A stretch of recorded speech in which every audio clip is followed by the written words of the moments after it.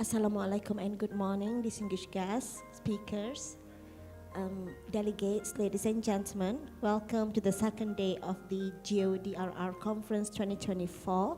Please proceed to the registration counter to sign in for today's session if you haven't. For your convenience, the conference housekeeping announcement will be made shortly. Thank you.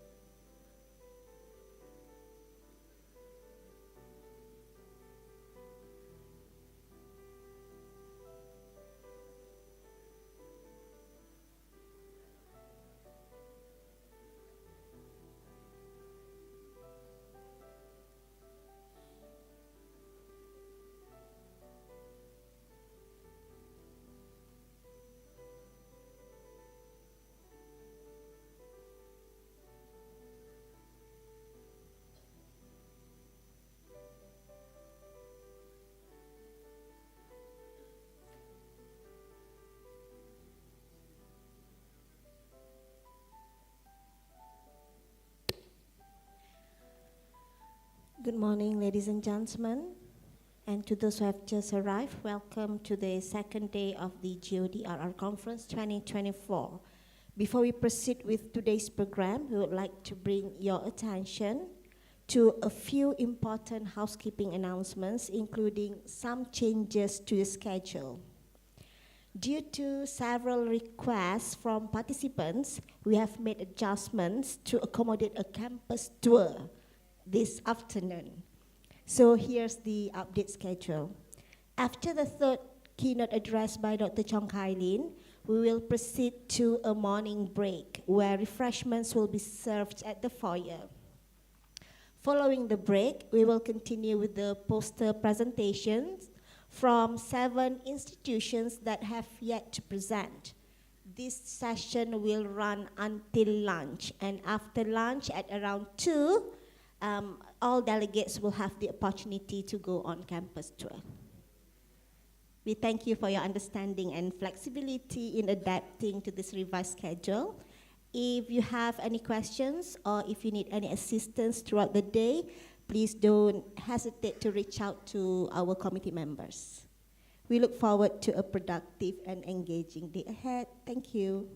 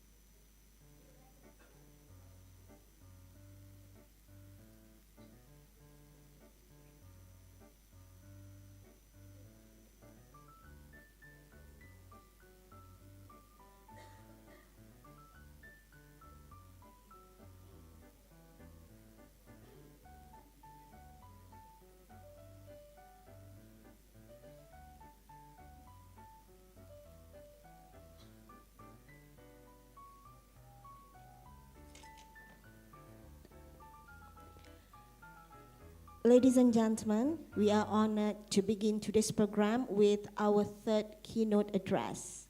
And it's my privilege to introduce our keynote speaker for this morning, Dr. Chong Kai Lin, the Director of the Disaster Management Institute of University Utara Malaysia, also a senior lecturer in Environmental and Disaster Management at the School of Technology Management and Logistics, University Utara Malaysia.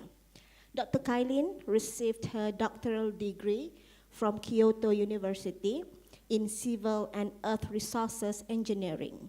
Throughout her career, she has actively contributed to organizing international symposiums and conferences, collaborating with colleagues both within UUM and other global institutions.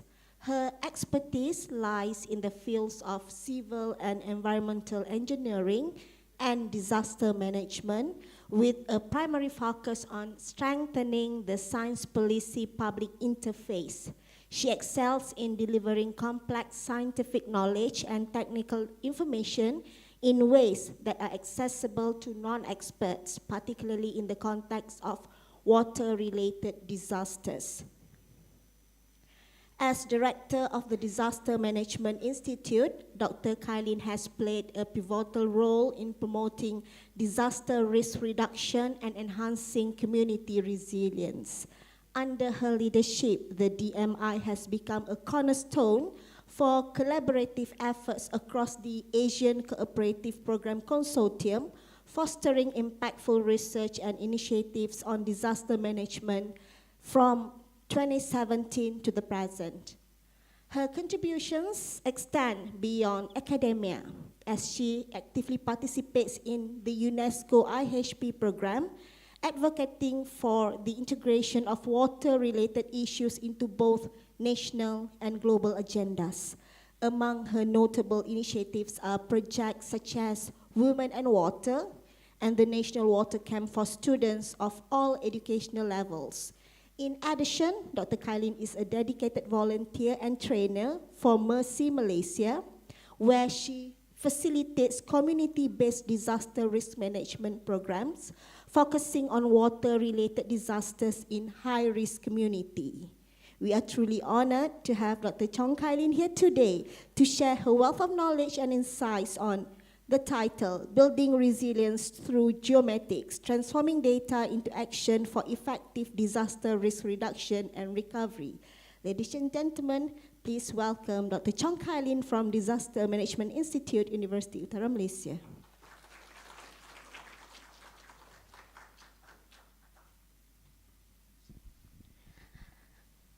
Okay, thank you, our Madam's Master of Ceremonies for today, Madam Niza. And then a very good mornings and welcomings to all the delegates for the GeoDRRs. Okay, it's a very good honor and pleasures for me to be standing here and sharing. Although I actually just get the themes yesterday for this final conference. So it's very luckily the topic that I select is actually in line where to create the resilient societies. Okay, so since we are talking on the geomatics, so geomatics is something on the geologies and also the informatics. So how we relate these things into the disaster? Okay, right. Okay. So again, my name is Chong Kailin, or it will be, you can call me Kailin, KL, or just Chong. Okay, so I'm representing the Disaster Management Institute of University Utara Malaysia today. So before we go deep or we go further, let me having a brief intro on the institute first.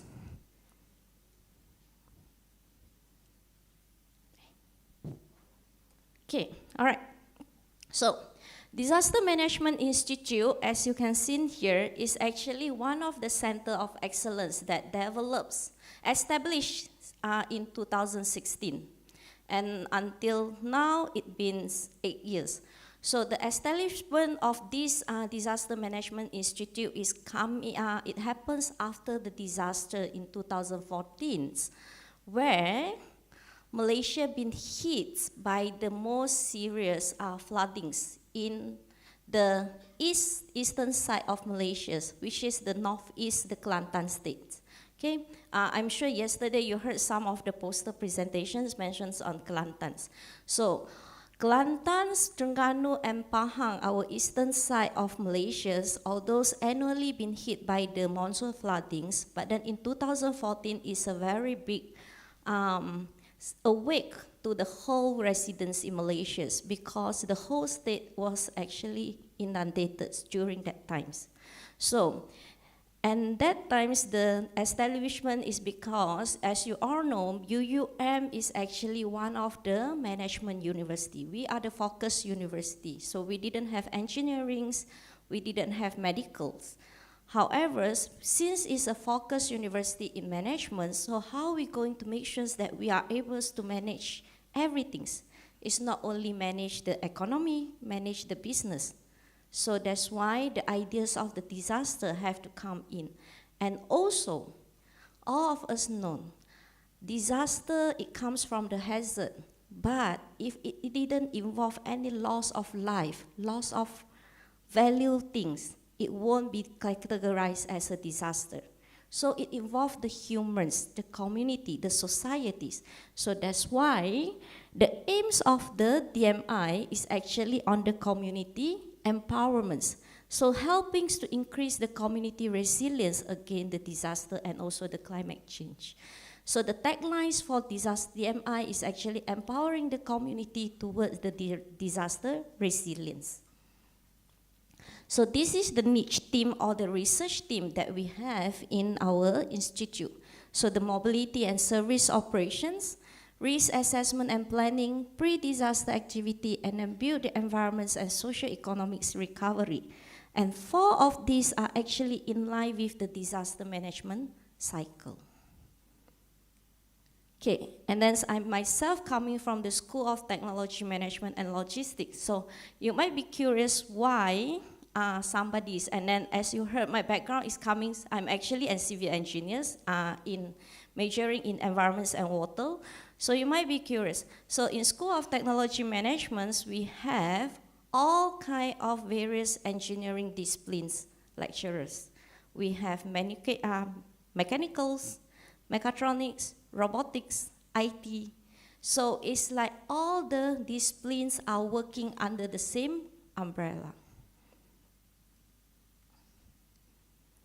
Okay, so since we are still in the mornings, so and later you will have your campus tour, right? Before we go for campus tour, so how do you think on these pictures? All kind of the pictures, giving you the feelings of calm, beauty. Okay, all right. So I'm showing you the next one.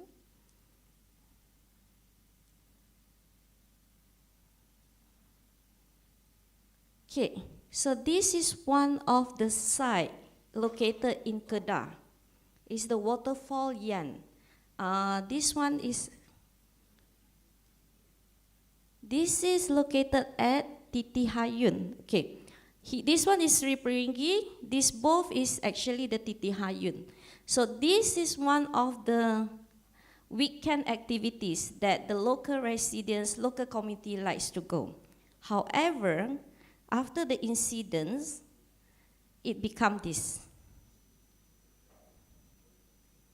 So as you can see, housings are here. The rivers had been covered by all those debris.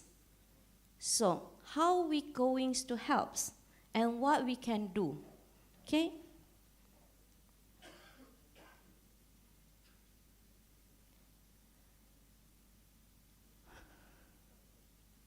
Okay, so this is the scenario that happens in Malaysia. I just collect since I give the inspiration since back 10 years actually. It's actually even for floodings. It happens even far before our Independence Day. But I'm giving just from the case, in 2014, this is the Kelantan's big floodings. We call it the yellow floods at that times. So the ARIs in that times is actually over the 100th year. And then afterwards, in 2015, we have the one in Sabah and Sarawak. And if you still remember, yesterday Prof. Taksia has shared, even in 2015, we have the earthquake in Renau. So start from not here is actually people start, for Malaysians people, start to put attentions. What is disaster? What is DRR? What we can do? Even our Department of Irrigations and Drainage they have our national forecasting for floodings warning departments start to develop actually after the 2014 event. And then 2017 in Penang Islands, Georgetown. And then 2018 for Johor, Terengganu, Pahang, Sabah.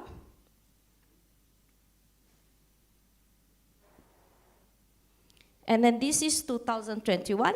That one is like, you can see is like throughout the Malaysias. We're coming back to Kedah State as where we located. 2021, this is Gunung Jerai. 2022, Baling for Kampung Iboy. 2023 in Johor. And I'm missing one is in 2021 for Hulu Langat, Selangor.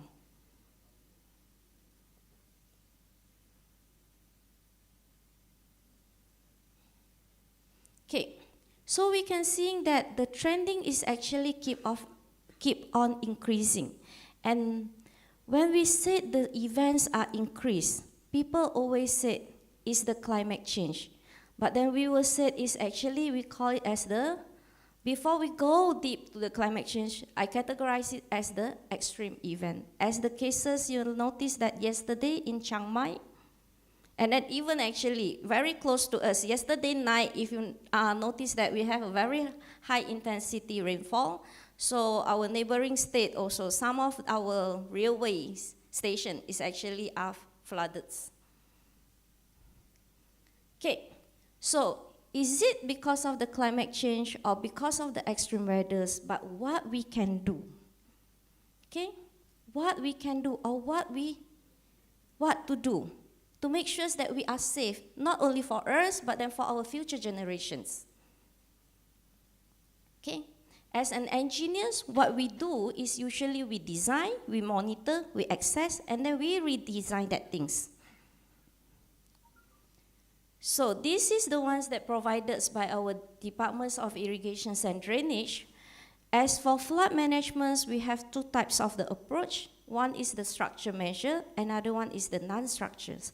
So as engineer, they are doing the structure works. So we can see that we have the river, improve its dam.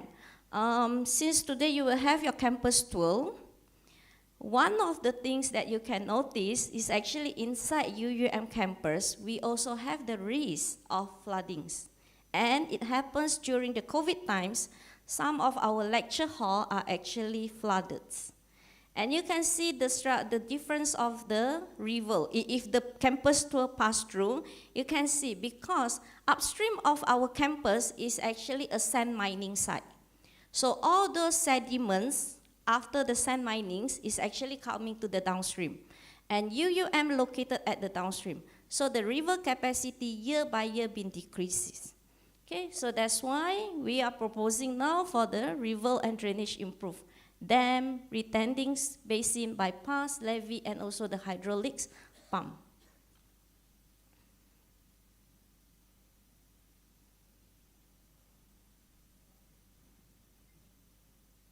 Okay, so these are the manuals and guidelines and policies that we are giving. And then, so one of that is actually the Urban Stormwater Management Manual, where it controls the quality and also the quantity. I'm not going to go in details.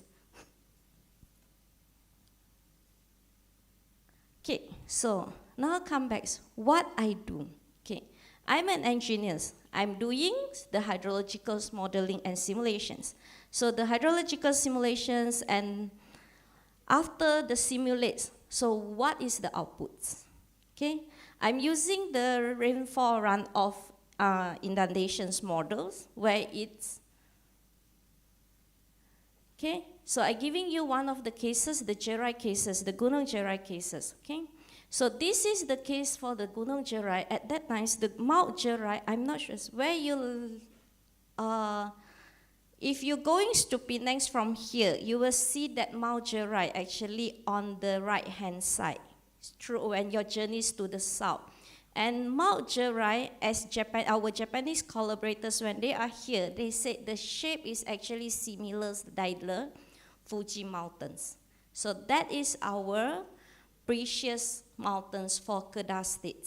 Okay, and we can see that at that timings, so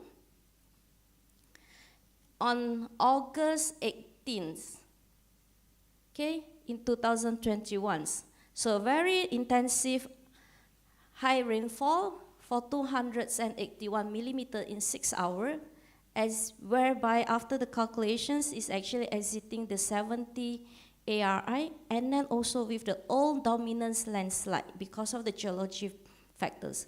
So during that times, as you can see the previous photo, all those big rocks, the debris are falling down. So how we prevent that? So we, after being consulted from the experts, and then the suggestions that been given by our Japanese partner is actually by using the Sabo dams, the Sabo technologies.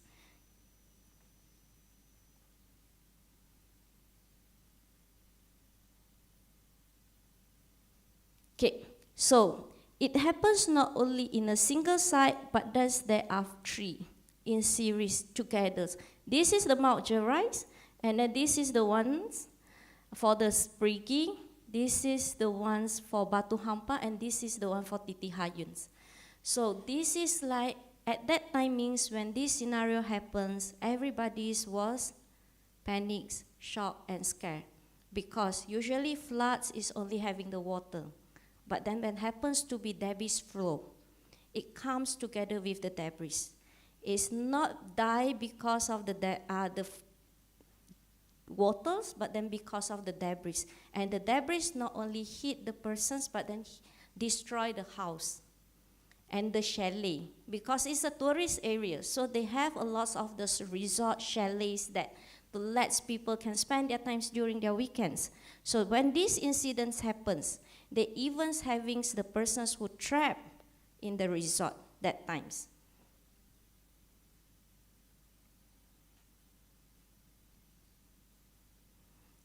So this is the rainfalls that occur, and then from here we can see, as you notice, the poster at the back showing that at Kedah usually we having during very big rainfalls during the monsoons and also the inter-monsoons before we start our northeast. During northeast, usually here will be the dry season.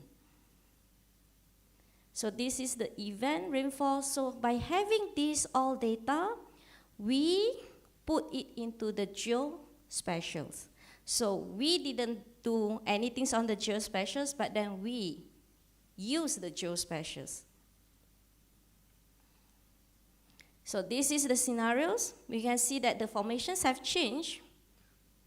And then how we going to replot when we design. The original river width is actually just 10 meters. But then after the post-debris flow, floodings, it become 40 meters. This is also the ones, 10, and then become the 30 meters.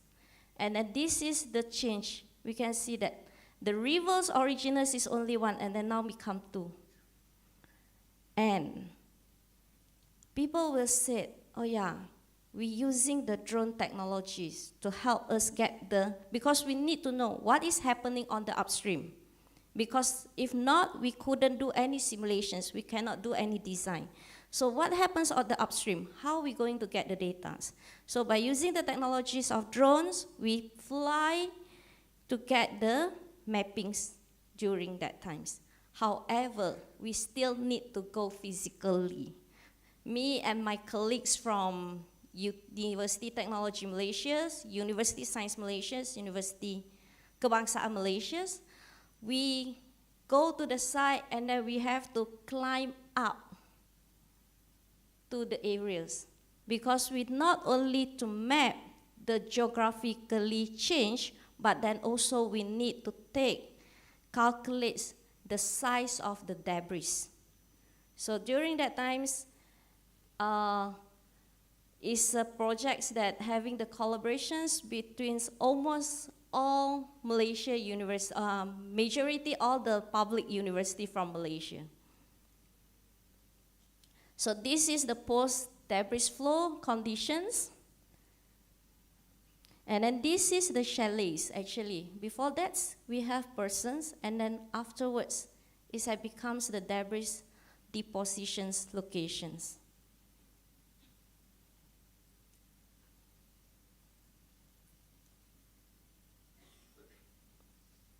This one also, this is one of the water treatment plants dam.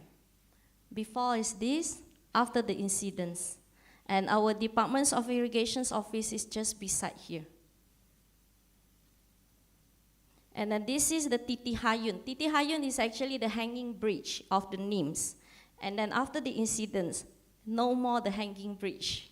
Now, if anyone's go to this area when they would like to cross, because we have the sirens, the early warnings system that operates by the Departments of Irrigation's drainage and also our mineral and geology departments. So if you would like to go to the early warnings house, we have to cross the river on the rock. Okay, this is the ones for the chalets. Okay, so this is the methodologies that we are doing, how we come out at last for the Sabo Dam's developments. So for myself, as a hydrology person, I'm doing the catchment characteristic and then also the hydrologies and hydraulics data. We need to collect the cross-sections. Although we have drones to help, but then we still need to validate with the real scenarios.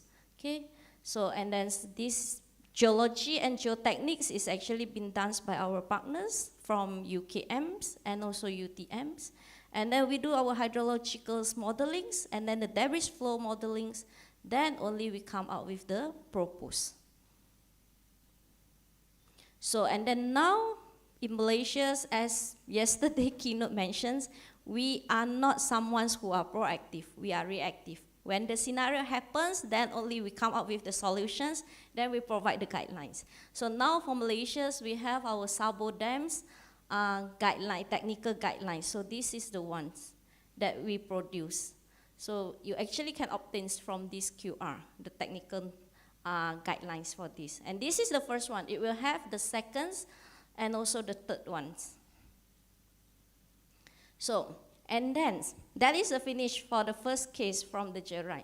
Second ones I'm going to tell you is actually another case from the Kelantans. Okay, so I'm using for the hydrological model, except using HECRAS and SWOT, we are also using the rainfall runoff inundations models. So you can see from here for this model is actually, this model is a free models that you can access online from Public Work Japan's. It's actually available free online, and this is under the ICHAM, the UNESCO Centers, ICHAM's developments. So we work together because the founder is actually my supervisor. So we developed this and then we use, the first testing case is actually in Thailand for the Mekong River. And then we test it in Malaysia for the Kelantans because in the big scale one. And currently we have one of the projects is actually to use the models to provide the flood inundation map for the whole Malaysia, whole western side of Malaysia. So you can see that although we are using the geospatial, we need the geospatial, but also we need the rainfall data, the cross sections of the rivers. Then only we can come in having the outputs where the discharge, the water level, and also the inundations. For RRI's model is actually includes the dynamic wave. I'm not going too deep, it will be too technical, but usually it's because some of the area, especially when we're having some inundations, is actually a flat area. The waters are stored there. So during where we estimate our time of concentrations, the arrival times, sometimes we might say, the alarms been giving 2 hours, 3 hours, it will be floodings. But then communities usually will say, but after 3 hours, the water still haven't reached. Why? Why the forecasting are not accurate? So we try to improve and taking counts when there is a flood a flat area, flat topographies, the water will retain there. It won't go as fast like from the mountainsides. So for these models, it's actually combined for the mountainous size and also the flat topography, which is the kinetic wave and also the dynamic wave. So this, why at that timings, okay, this is actually one of my doctoral project actually for the flood hazard maps. I pursued my doctoral degree in 2014, and the scenario is actually the same as Prof. Taxia mentions when she returns from her PhD. Me facing the problem is before I go for my PhD. As I'm sure people might know, when we talk about disaster, the ideas that come in is Indonesia, Japan, those countries having a lot of natural disaster. What happens in Malaysia? We only have floodings. Earthquakes considered like very recent in 2015. So who care on this? So during that times when in 2013, I would like to go for my doctoral degree, I proposed the titles is to having the disaster resilience by improving with our flood hazard maps. So I've been received cynical comments and also arguments why you would like to doing in this area. There is no disaster in Malaysia because we always tell our generations we are very lucky. Malaysians are not located in the Asia-Pacific rims. We've been protected by our neighboring country. Anything happens, we have Indonesians cover us. And then from another side, usually the typhoons will go to Vietnam, go to Cambodia. It won't come to Malaysia. So why we would like to focus on disaster? But in 2014, when the floodings in Kelantan, it gave a very big awake to everyone. And this is my ideas why I would like to produce in flood hazard map. Okay, just now when I mentioned 281 millimeters for 6 hours, who can predict how much of water? If we go to the community, if I go to the community, I said to them, okay, our meteorological department, METs will give out the warnings actually. On Instagram, on Facebook, you will have the colors of blue colors, yellow color, red color. What it presents. What it means by 40 millimeters per hour rainfall intensities. So we need to change our language of communications because the communications is the most important for us, how to deliver the information to them. So, and here we need the geomatics because geomatics help us to visualize whatever's in a very technical things. That's why we always intentions to transfer the scientific thing into the layman language, into some things that we can show, we can visualize to showing them where is the danger things, where is the danger place, where is the safe place. If I'm just telling to the communities, your areas will be floods when the waters, the rainfall intensity is 40 millimeters per hour. They might ask me, it's just 4 centimeters of water. Why it is flood? Even if I standing there, it's just 4 millimeters. Why is flooding? So how are we going to explain? That's why through the simulations and then we overlay that on the map to show on the grid size, where is your house, how you see this thing, okay?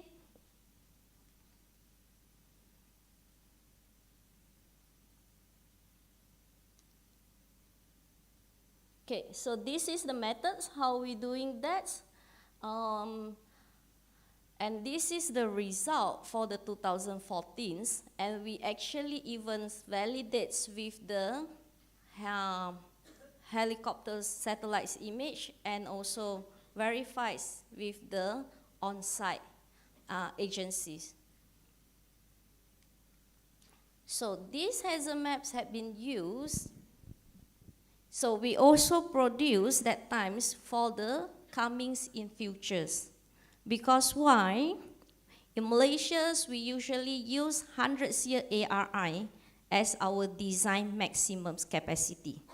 our critical infrastructures, our railway stations, our hospitals are all designed by using 100-year ARI. But in this event, the train stations in Kelantan are destroyed, the track being washed away, and it's just resumed back early of this year, the service. So it's like 2014 until now, almost close to 10 years. So after the incidents, we found out that 100-year ARIs no more suitable for our design for the critical infrastructures. Because during that times, those infrastructures, especially for the temporary shelter, usually in Malaysia, the school is the temporary shelter. But during that times, the school was inundated up to 3 floors. Can you imagine how high the water levels? It's up to 3 floors. So the students and the teachers have to only can accumulate at 4th floor. But if the water still keep coming, where they should go? So 100 years ARI is no more suitable for Malaysia scenarios.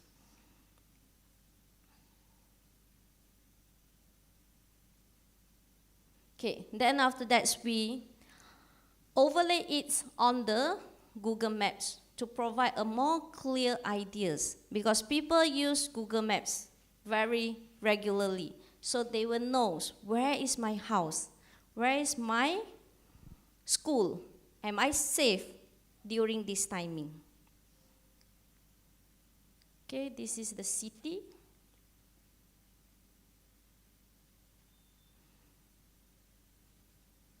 So when we having all those technology, even we receive compliment actually from the Japanese governments and also our Japanese collaborators, Japanese professor. Malaysia, you have very good infrastructures, but you're still facing when the disaster happens. So why? So after we doing the studies, after we comparing, we found that is the community, the society. Can they adapt? When we have all those high technology things, but then, do they able to respond? Do they know what is the functions of this? Do they know how this thing can help? So that's why when we're doing any things on the technicals or the engineers, buildings, things, we need to make sure that the info are reached to our ground floor.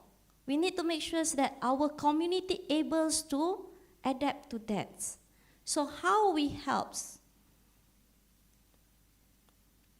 So that's why the ideas also have the non-structural, as I told you just now, flood management, we have the structural and non-structural. So we have our flood plain management, we have forecasting and warning system, hazard maps, and then the Sendai frameworks, community educations, awareness, and the developments, and also the land use plannings. And here is where we having a lot of the persons that get in the agency. Especially like for us, we are doing more on the community educations and public awareness things with the collaborations with them.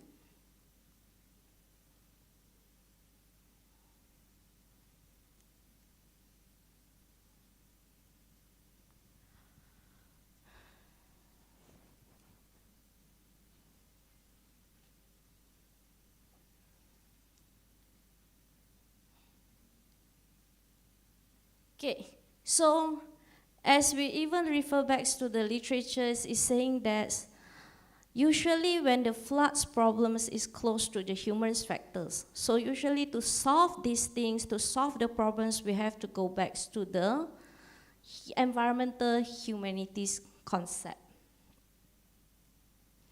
So, and then also we said, you can see here, usually the attitudes among the residents will contribute to the wrong and loose interpretations on the safety issues.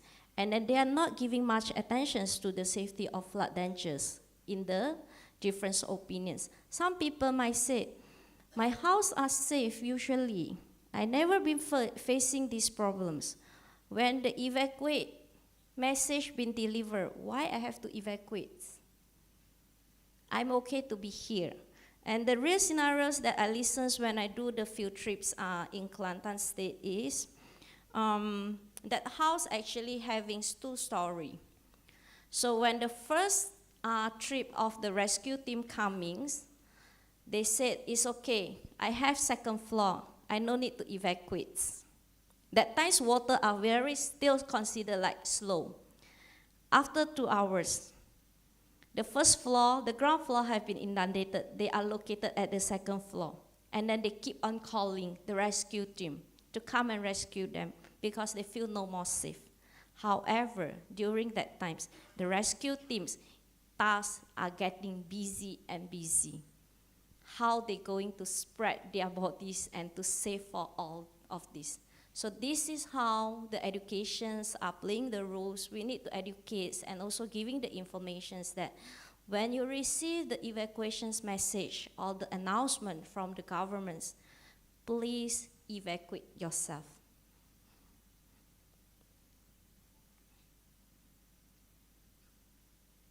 Okay, so how are we going to be resilient?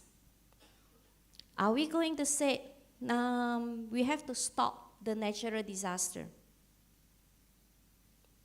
We cannot stop the natural hazard. We cannot stop the natural disaster. It's how we're going to adapt to it.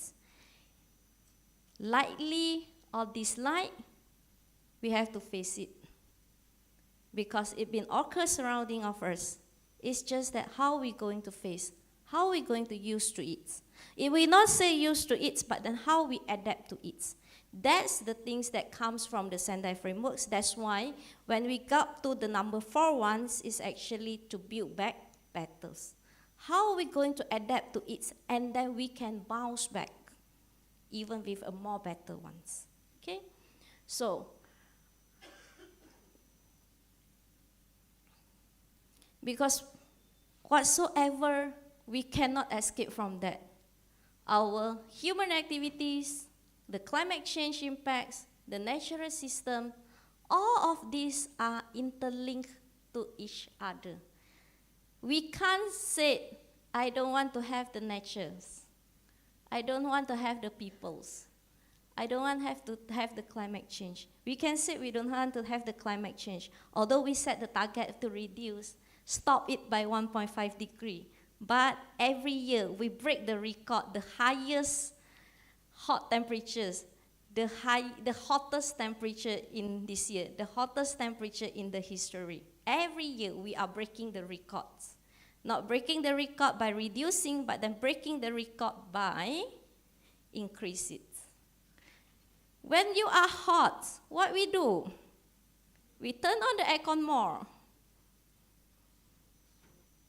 So how it happens? That is the cycle.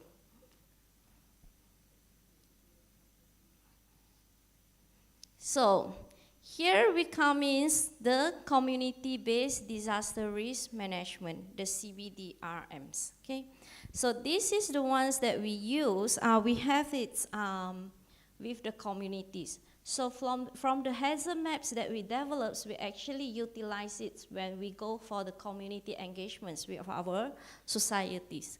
It's an approach that involves the participants by empower our local community to let them identify and analyze the risks having at their surroundings.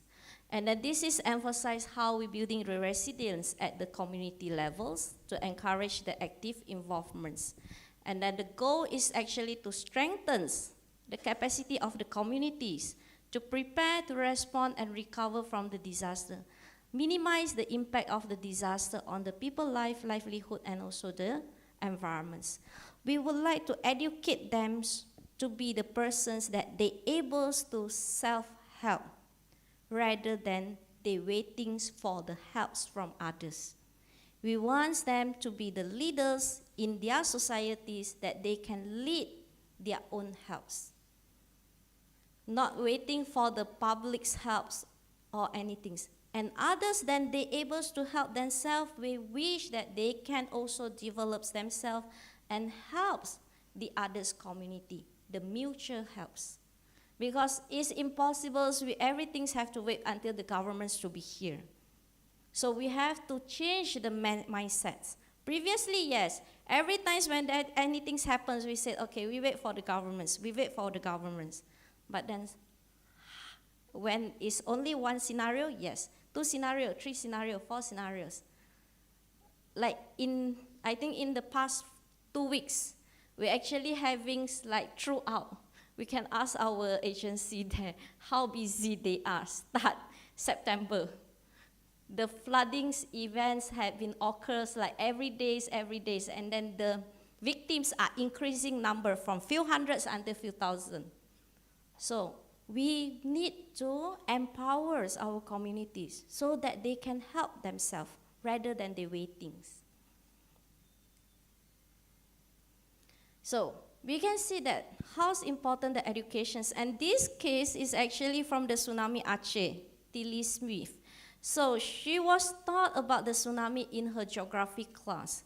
So what she learns during that time, she asked everybody to run away when there is a sign of the tsunami. So she asked everybody to run. So this is why we said the education is important. Because sometimes we always say that there's one kind of mindset people mentions that we worry it will create the panics. But I believe if you don't know anything, then you will panic.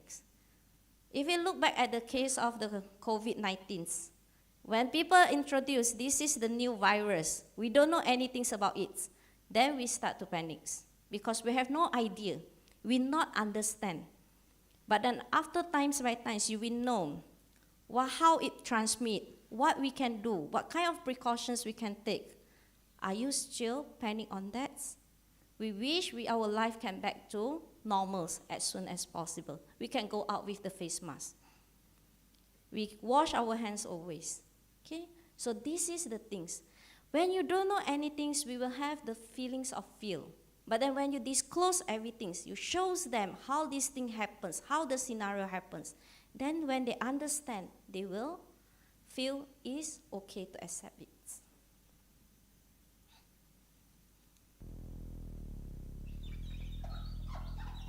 Do we still have time? If you didn't know her, you'd think 10-year-old Tilly Smith was just an ordinary schoolgirl. She enjoys all the things ordinary schoolgirls do. She lives an ordinary life and goes to ordinary lessons here at Daneshill School. I think I will just Oxford, skip the Surrey. video. Okay. Right.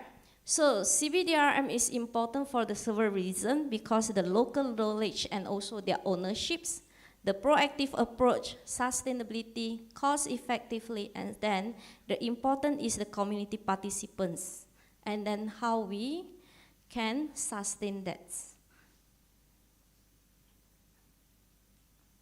Okay, so this is the objective. We will usually ask them, help them to identify the hazard that available around them, and then assess the impacts, and then strengthens them by prepare them, helps them how they can prepare themselves, and then develops the measurements by providing the early warnings, evacuations plan, and then the structures, and then also coordinates the collaborations among the community members, local authorities, and also the stakeholders.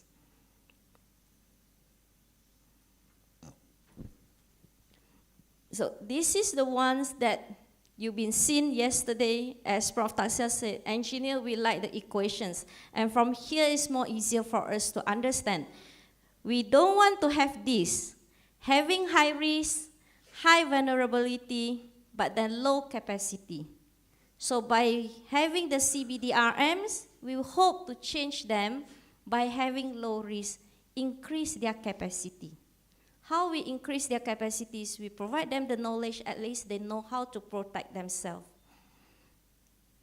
Okay, so these are the process that we usually, the step that we are using, how we organize the program. So it has to go regularly. So how we as the university, we can do this thing by going regularly. we actually, because the governments have introduced, we have the service learnings. We call that class as the service learning, where our students are compulsory, because it's embedded in their syllabus. They have to go to the communities. 14 weeks, 7 weeks, they have to be with the communities. So this is how we make sure that they're able to deliver the knowledge, to engage with the communities. And at the end, we will have to evaluate, to do the assessment with them. Okay, so when we say build back battles by empowering the communities, so the risk map and also the safe place and the vulnerabilities are the highlights that we need to showing to them. We have to let them know what are the risks that we have here, and then where are the safe place. They know where to go. Because we are different. I'm not sure how about our delegates here, but then by referring to the case in Japan for myself, when my first day be in Japan to register myself at our local authorities, is actually at our city hall to register my address. My city hall provided one of the booklets. That booklet, I received 2 booklets. One is on the waste, how we separate our solid waste. It's a dictionary. Second one is the booklet of hazard map. It's compiled all kind of the hazard that might happen.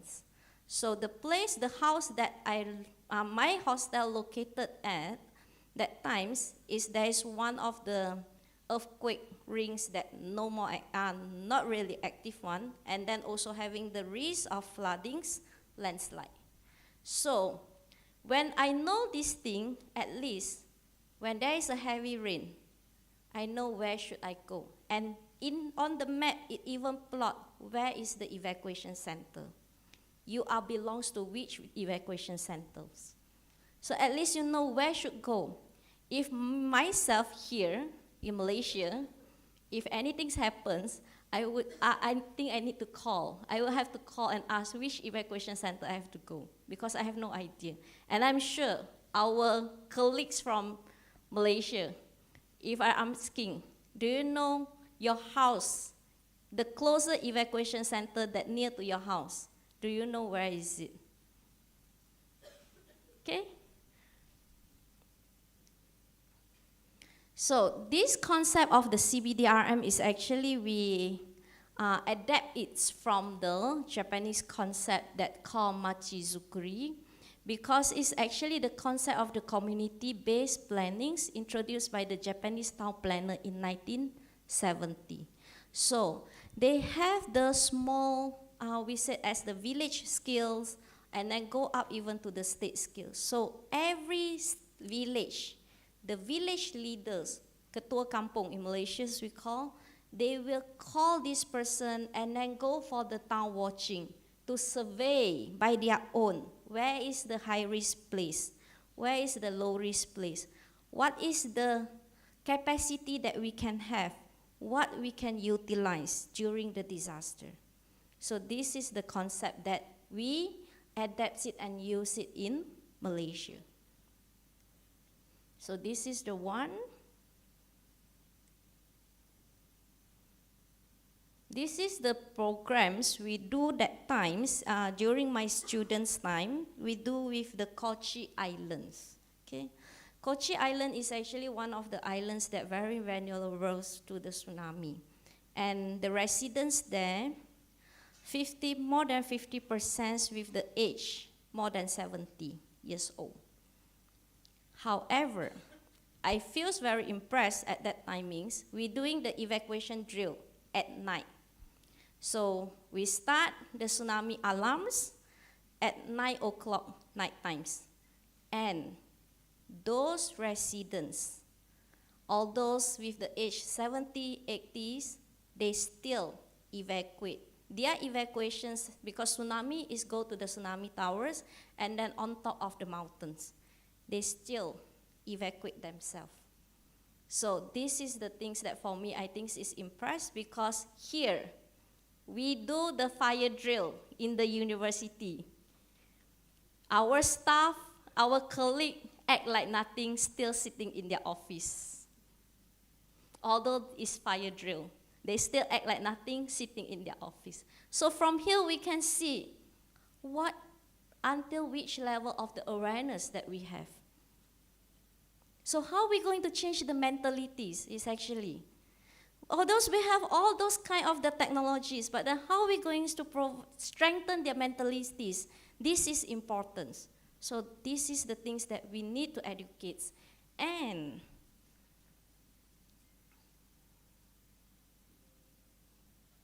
okay, so our ways is the local who know the risks and the safe areas.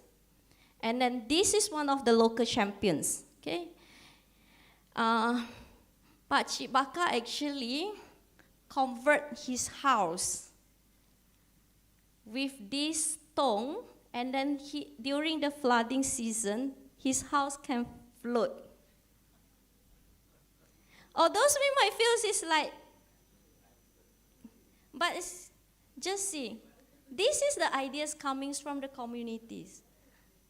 So the house can float, and then at last he have the things to to stick, actually. They have the things to stick. But then this is where the floating materials to use. Although it's very simple concept, but this is the ideas that coming from the community that able to save his house. Okay, so we map our surroundings area and we help our communities. Okay. So, and this is the programs that we have, awareness programs that we have with the UNESCO, with our departments of irrigations and drainage. Okay, we regularly, actually every year, we have by zone, by national levels, we go for different levels. So we have our school children from the primary, secondary, university, and then we even introduce with the women's. Because usually when anything disaster happens, usually the woman is the one that need to do more works. So we provide them this knowledge, how to prepare themselves, how to prepare their own emergency bag. And then to identify the water catchment. Where are the safe place, where are the high risk place? And this is a teachers from the school. Because our temporary shelter is always located at the school, we need to provide the knowledge to our teachers also. Because during the case in Kelantan, one of the headmaster go back during the school holidays, because monsoon is usually happens in December. So it's a school holiday times, but then the headmaster have to go back for the duty. So the headmaster said on that day, he just travels to work as usual. So he didn't bring anything, he didn't prepare anything. It happens to be when the floods happens, he cannot go back. He's stuck in the school for 2 weeks with only the clothes that he's wearing. He only can charge his phone from the car, but after some time, the car batteries also couldn't support anymore. So, when we listen to that scenarios, we think that we have to prepare also the teachers and the headmaster. Because if the things is happen during the school times, who would like to react? Who would like to take care on the children?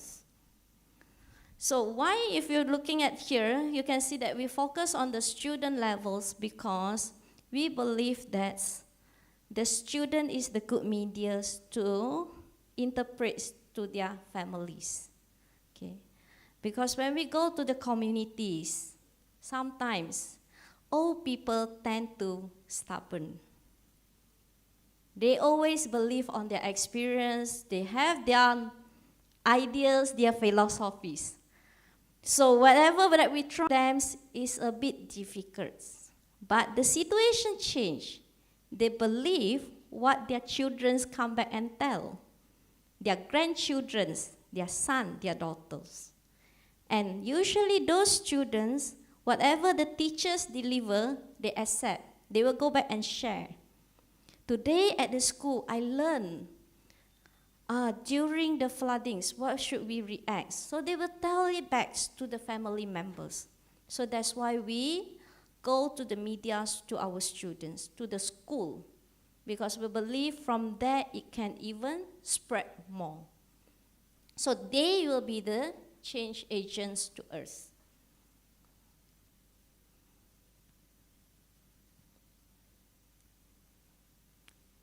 This is the ones we prepare our university lecturer. We provide the trainings to our university lecturers how to let them know how to react and where is the safe place at the university.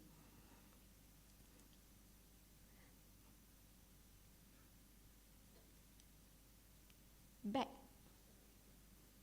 Okay. Next. Okay.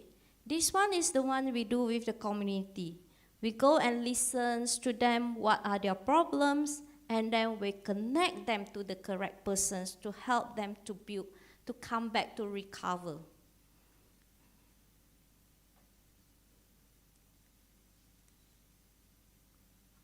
Okay, next. All right, so, back. Okay, so these are the agencies that involve, okay?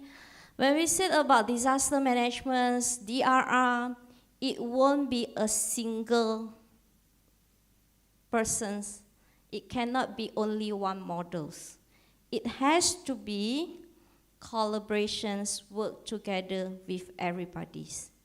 These are the agencies that involve. Because I'm not sure, do you have the ideas, but then I give you a brief introductions. In Malaysia's context, during the disaster, who will be the parts, okay? The first one, we have our National Agency Disaster Management, our National Disaster Management Agency, NADMA. Under our National Security Number 20, our National Disaster Management Agency will take when the scenario is considered as a national level. But then for the district levels, we have our district officer. So our city hall, the district officers need to play the roles. Then go up to the state, then only to the national level. And we have our agency. This is APMs, our Defense Angkatan Pertahanan Malaysia. At the backs is actually those wearing the uniforms with the blue color is them. They are usually the frontliners, okay, during our disaster management. They are the frontliners who go and save these persons, move them to the evacuation centers. Second, that having the similar stars is our fire departments, bomber. And then we have our police departments. They will give out the warnings. They will share the information to the village leaders, to the PICs. Okay, and then also they will record who is the victims. And the welfare are managed by our welfare departments, Jabatan Kebajikan Masyarakat, our JKMs. So they are the persons who manage our welfare. All those kind of the distributions during the disaster are managed by them. And then the alert, the warnings, okay, it starts from the Met Malaysia. Met Malaysia, when they, in their simulations, I think it's up to 3 hours, they can have, and then they will share the information to our departments of irrigations to let them provide the information. So both of them were sharing out the weather information, especially for Met Malaysia, when they were giving us a 3 hours predictions when is the heavy rainfall. But as I said, when we give out the warning in the blue color, the map on the blue color, yellow color, red color, person who are in the field, they will know, oh yeah, blue color, how we prepare. Red color, what we should prepare. But how about the local communities? they won't understand. Okay? So, Department of Irrigations and Drainage, others, then they also will sharing, the heavy rainfalls are start, but then they will observe on the discharge water levels. So they will give out the warnings when the water levels had reached to the maximums. Will it overflow? And then here is our mineral and geology. Usually when anything that happens, especially on the disaster, they will help us to identify where is the green zone, where is the red zone. So the green zone is for our police, JK, our welfare departments to be standby.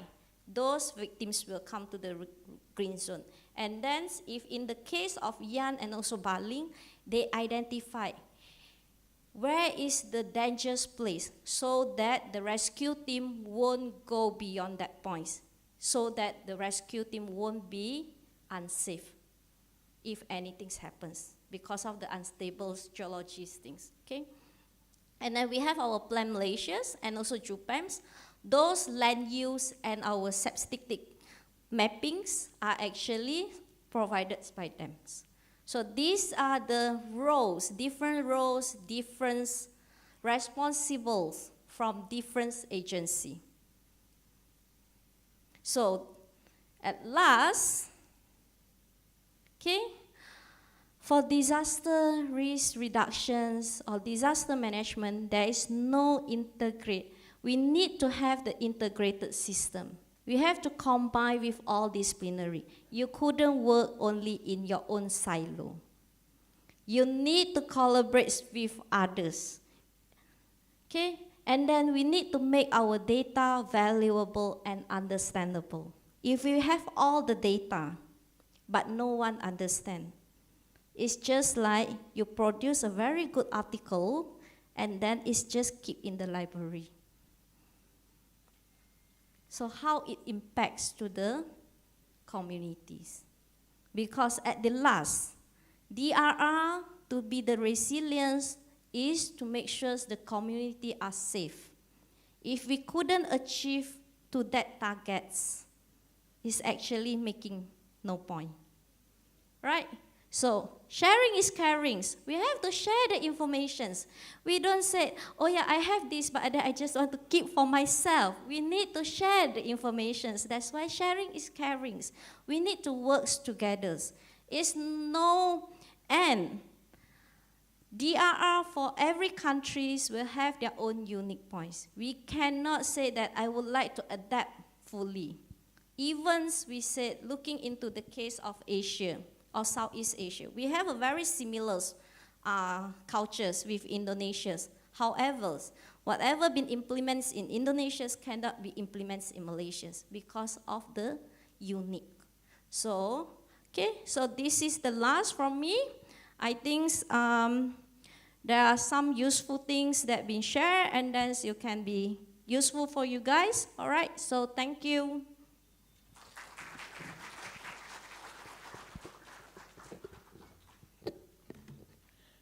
Thank you very much, Dr. Chong Kai Ling, for that very thought-provoking keynote. Dr. Kai Ling has actually provided us with a deeper understanding of how innovative data-driven approaches and knowledge can save life and protect community in the face of disasters. Let this be a call for all of us to take proactive steps towards a safer and more resilient future. And thank you again, Dr. Kai Ling, from Disaster Management Institute, School of Technology Management and Logistics, University Utara Malaysia. And ladies and gentlemen, we would also like to bring your attention to the presence of our the agencies mentioned by Dr. Kai Ling earlier. May I call our delegates from Malaysia Civil Defense Department, APM, to rise? All of you, please. Okay. Thank you. We also have those from MAT Malaysia. Representative from MAT Malaysia. And also from Plan. Plan Malaysia. Thank you very much. And those are our heroes, especially when we face disaster here in Malaysia. All right, ladies and gentlemen, we will now take a short break for morning refreshment. Kindly proceed to the foyer for your morning break, and we will reconvene here at 10:30 for our next agenda, which is poster presentations. Thank you. See you here at 10:30.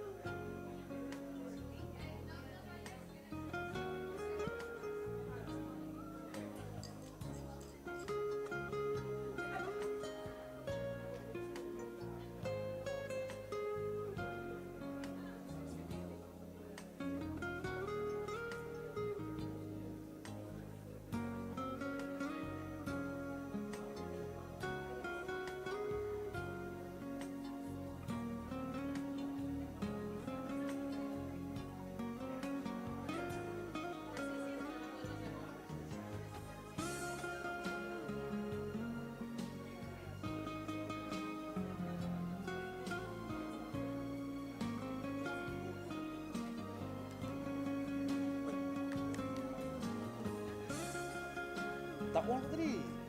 Tak on. On.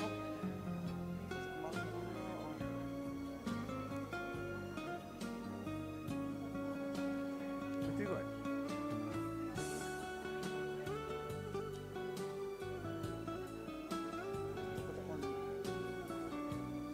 Masih ada video off lah kan. Temu dia off lah. Apa try ganti bateri terus lah.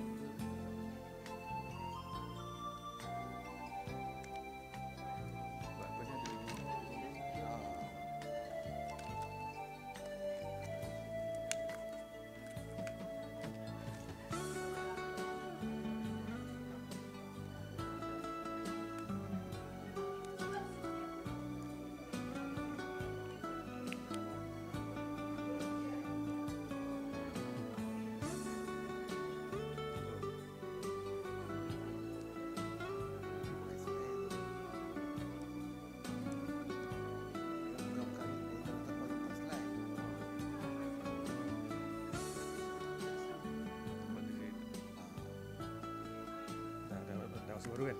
Ya.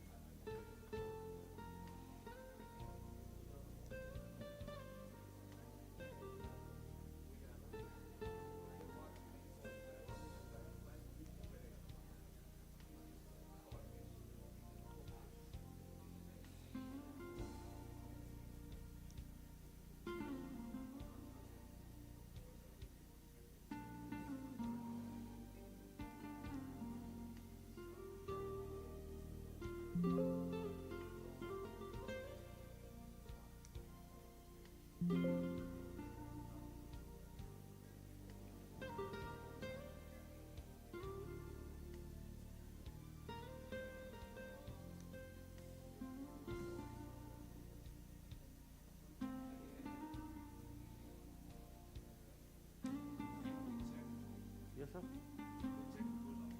Yeah. I check.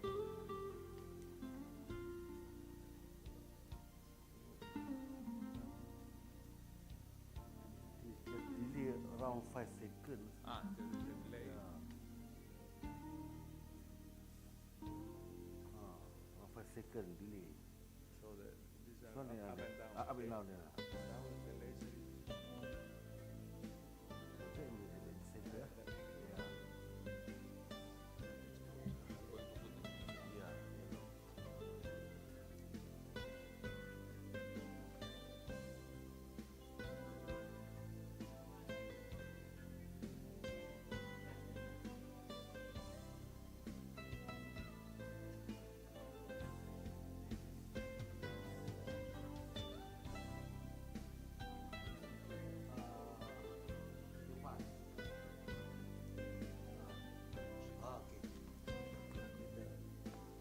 Yang ni pelan sikit. Apa beza AB? You just want use this one or this one microphone? Oh, probably Ah, yeah. probably the microphone. The microphone here. Yeah. Yeah. Okay.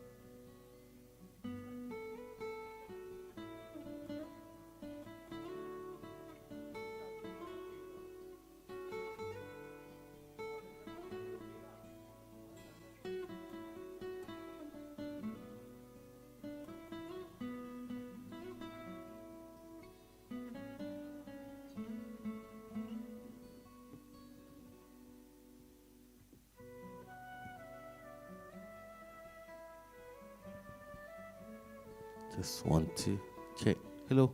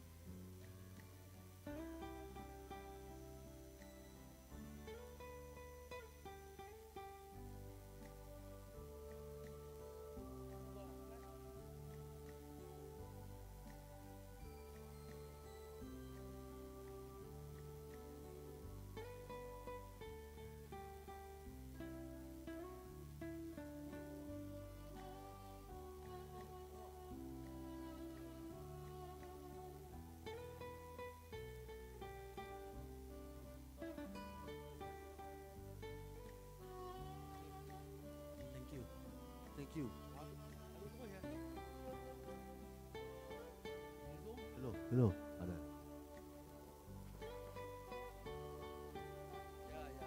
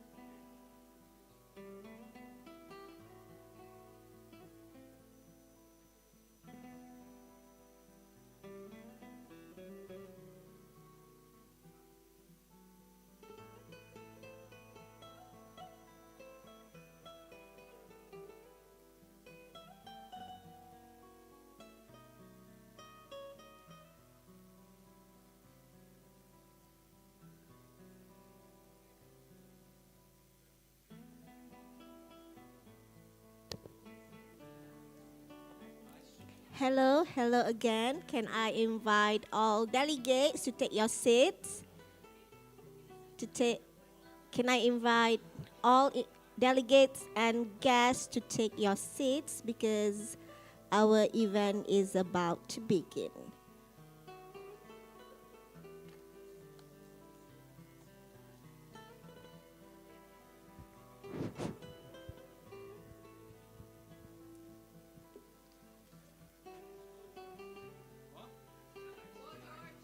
Yes, I'm going. Oh, it's your turn now. I'll do it.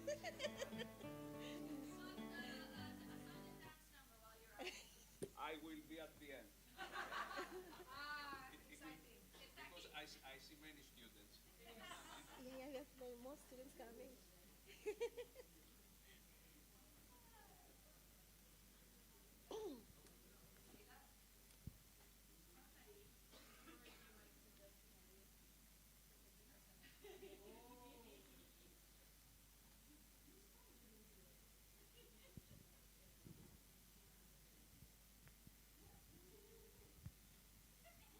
University of West Attica. Is that right? That's West right. Attica, yeah. West Attica.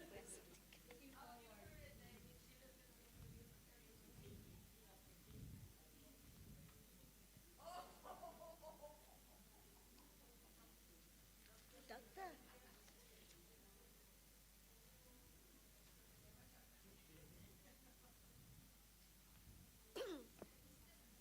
Dr. Mazuka. Ladies and gentlemen, welcome back, and we are moving to our poster presentation session, and we will hear from representatives from 7 prestigious institutions, the University of West Attica, National University of Battambang, Silesian University of Technology, University of Cordilleras, Severian University, Xavier University, and Novel Research Institute. Right.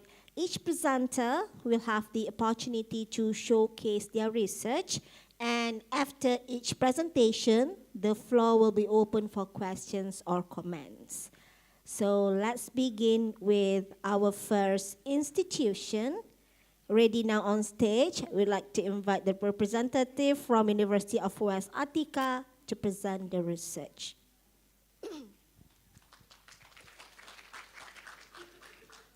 Good morning again. I'm very happy because when we thought what kind of material to prepare for the final conference, we have in our mind in the university that we are going to have a big audience of students, and hopefully we have, because all the previous meetings we provide content and the material for supporting the new master courses, but now as final conference, our thought is that we try to make it more broaden, more widen, to show to the potential students and potential graduates some trends and some things to expect when they are going to get their MSc from geomatics disaster for risk reduction. So we choose something a topic that is very hot, sometimes is a little bit fuzzy and blurry, so I'll try to provide you some of our thoughts and predictions in artificial intelligence for the next years that, under our opinion, they are going to be your company for the rest of your professional life as engineers, and I'm talking to the students. So let's start with a quick introduction regarding the artificial intelligence up to now. What is artificial intelligence? Many definitions, but we can say very, very briefly that it is the technology with human life problem-solving capabilities, which it appears, we are going to see how successful, to simulate the human intelligence. If we must to make some classification or some categorization of the artificial intelligence today, We are going to separate in the machine learning applications, which include predictive analytics and deep learning. We are going to isolate the speech application, text-to-speech and speech-to-text. We are going to identify the vision application, which includes image recognition and machine vision. Then the natural language processing, which is something that we are going to discuss later, which includes the classification, translation, and data extraction, and of course, expert systems, planning and optimization, and robotics. What are the types of artificial intelligence that you students are going to see today and the next years? First of all, it's the so-called reactive artificial intelligence. The reactive artificial intelligence is very good for simple classification and pattern recognition tasks. It is also very good for scenarios where all parameters are known. Can beat humans because it can make calculations very, very fast. But it's incapable of dealing with scenarios, including imperfect information or requiring historical understanding. Then we move to the limited memory artificial intelligence. This type of artificial intelligence can handle complex classification tasks.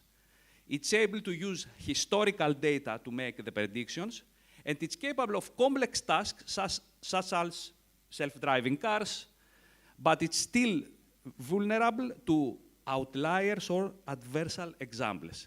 This, if we can make it time projection, this is the current state of artificial intelligence. And somehow, with this type of artificial intelligence, we hit the wall. So we must start thinking or designing or see what to expect. What to expect from artificial intelligence is the next two categories. The theory of mind, which will be able to understand human motives and reasoning. It can deliver personal experience to everyone based on their motives and needs. It will be able to learn with fewer examples because it will understand motive as intent. And this is considered as the next level of artificial intelligence. And of course, the holy grail, what we want to do, it's the self-aware artificial intelligence. It's the human level intelligence that we must to compete. It is considered as the long-term goal. Now, some definitions and some clarifications between artificial intelligence versus the human intelligence. Okay, the first differentiation is what we call one-shot and multi-shot learning. The artificial intelligence may require millions or billions or trillions of samples to learn at a level just exceed the average human intelligence, and you all know this. Making humans on average more efficient learners than artificial intelligence systems. Why? Because the human intelligence has the ability to learn the new concepts and ideas from a small number of samples.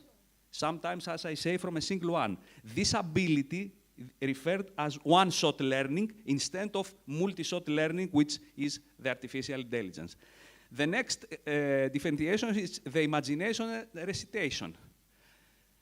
Artificial intelligence has the ability to recite, recalling information as it was presented, or generated a novel mess-up of information that sometimes can be characterized as the imagination.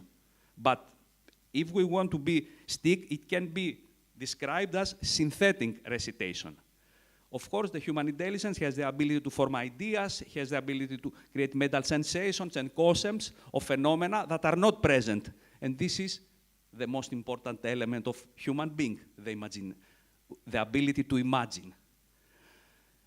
The third is the so-called multisensory input and output. We say 2023, and this year, of course, most artificial intelligence systems do not possess multimodal learning ability. For example, the characteristic example of autonomous vehicles are able to receive inputs from multiple types of sensors and triggers to make the navigational decisions, but this is also limited to the human ability to receive and quickly integrate information for all of our senses and use this perception to make decisions. So obviously, the multisensory input and output of human intelligence is more than the current state of artificial intelligence. Another clarification that I have to make for the students especially is to separate some definitions that usually are messed up together. Artificial intelligence, machine learning, and deep learning. These are three distinct things they are not the same. And these are three distinct things in some domains. For example, regarding the data volumes, the artificial intelligence has a varying number of data volumes. Instead of machine learning, who needs thousands of data points, or deep learning, who needs big data, means millions of data points to be productive. The outputs. Artificial intelligence can have output anything, from predictions to recommendations to text, everything. The machine learning usually outputs a numerical value like a score or a classification. And the deep learning models usually outputs numerical values to free-form elements. The way that they work. Artificial intelligence machines are programmed to mimic the human activity with human-like accuracy. Instead of this, machine learning use various types of automated algorithms that learn to model functions and predict future actions from the data. And the deep learning algorithms use neural networks to pass data through many processing layers to interpret data features and possibly relations. How all these are managed? In artificial intelligence, the algorithms today require human oversight to function properly. Instead of machine learning algorithms that are directed by data analysts to examine specific variables in data sets, and in deep learning, where the algorithms usually, and the majority, are self-directed on data analysis when they put into production, when we say the model was run. A very brief historical demonstration how artificial intelligence evolutes. Starting from 1932, there are some milestones. I'm not going to go in each one. I'm just going to focus on some specific milestones, where in 2000, the University of Montreal published a seminal paper which suggests a method to model language using feed-forward neural networks. Then in 2011, the Apple released the first commercial artificial intelligence device called Siri. Maybe you are familiar. And on the last 5 years, when we have the huge explosion of artificial intelligence applications, especially in 2018, where Google implemented the so-called transformers, which it's some elements of the artificial intelligence able to produce natural language model. Google DeepMind also, researchers developed some packages that called foundations, I'm going to explain later, for predicting protein structures. OpenAI released the famous GPT, Generative Pre-trained Transformer, which initially trained to have an estimation of the data level with 40 gigabytes of data consisting of 117 million parameters in a way to produce the first language response. Then in 2021, OpenAI also introduces the DAL-E, which is an artificial intelligence package to generate images from text prompts. And now, in 2022, we have a new versions of ChatGPT, and now in 2023, we start have also raising some ethical issues and some ethical problems regarding all these artificial intelligence products. So, continuing, if we want to make a categorization of the products that artificial intelligence has, we can make a vast separation between weak artificial intelligence, otherwise you can see it as narrow, where the system is trained and designed to perform specific tasks, and it has only to respond to specific commands. And we have the strong artificial intelligence products, where the system acting more like the human brain. It processes cognitive abilities and have the ability to respond to unfamiliar command and tasks. It's like the human brain. It can find a solution to the problem. And the strong AI can be some categorized in some domains. When we have the analytic AI, here we include the sentiment analysis and risk assessment. The functional AI, where we can include IoT solution, robotics, and everything regarding industrial automation. Interactive AI, the so-called chatbots or the smart personal assistants. Text AI, text recognition or speech-to-text or text-to-speech conversion. And visual AI, everything regarding visual and producing images. So, what is the next step of artificial intelligence? What we are going to deal is the so-called generative artificial intelligence.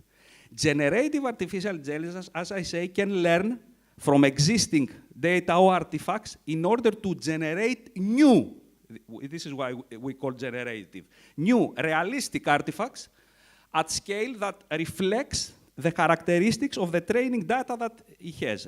But the important thing is that these new artifacts does not repeat it. So it can produce a variety of content, image, video, maps, music, speech, software code, product designs. How generative artificial intelligence succeeds this? It uses a number of techniques, which is, of course, under evolution, because it's a new topic. All the techniques that generative artificial intelligence use, it's continuing improving.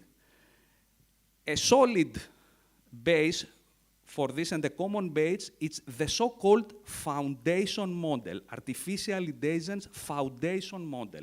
What is the foundation model? Foundation model, it's the base that every generative artificial intelligence system has. And these models are trained on a broad set of unlabeled data that can be used for additional and complex tasks. How and if, first of all, we can include generative artificial intelligence in disaster risk reduction? This is the question that initially is something important for us. Can we use it? We can use it because we have the term, as I say, of foundation models, which, as I say before, it's the base that each product of generative artificial intelligence develops. These models serve, as I say, as a contemporary deep learning base, encompassing a wealth of knowledge and offering an adaptable and scalable artificial intelligence solution. How we can use and what these models consist for. These foundation models consist from huge data sources, but for these data sources, we can also start make some combinations and make some relations with unlabeled data. So, in other words, we have models that include the data and the relations of this data between them and between the outer world, the world that we want later to find a solution.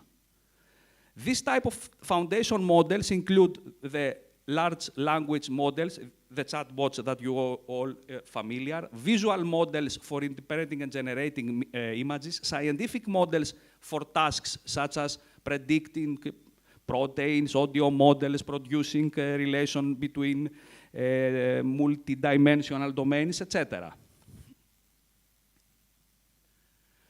How we can adapt this knowledge of foundation models for specific domains?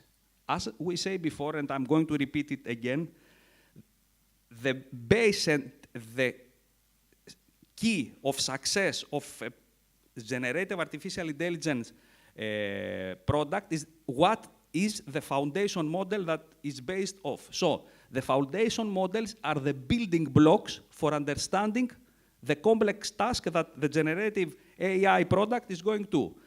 How this is possible? It's possible because the foundation models are create specialized models for specific applications. For example, creating maps for a natural hazards propensity.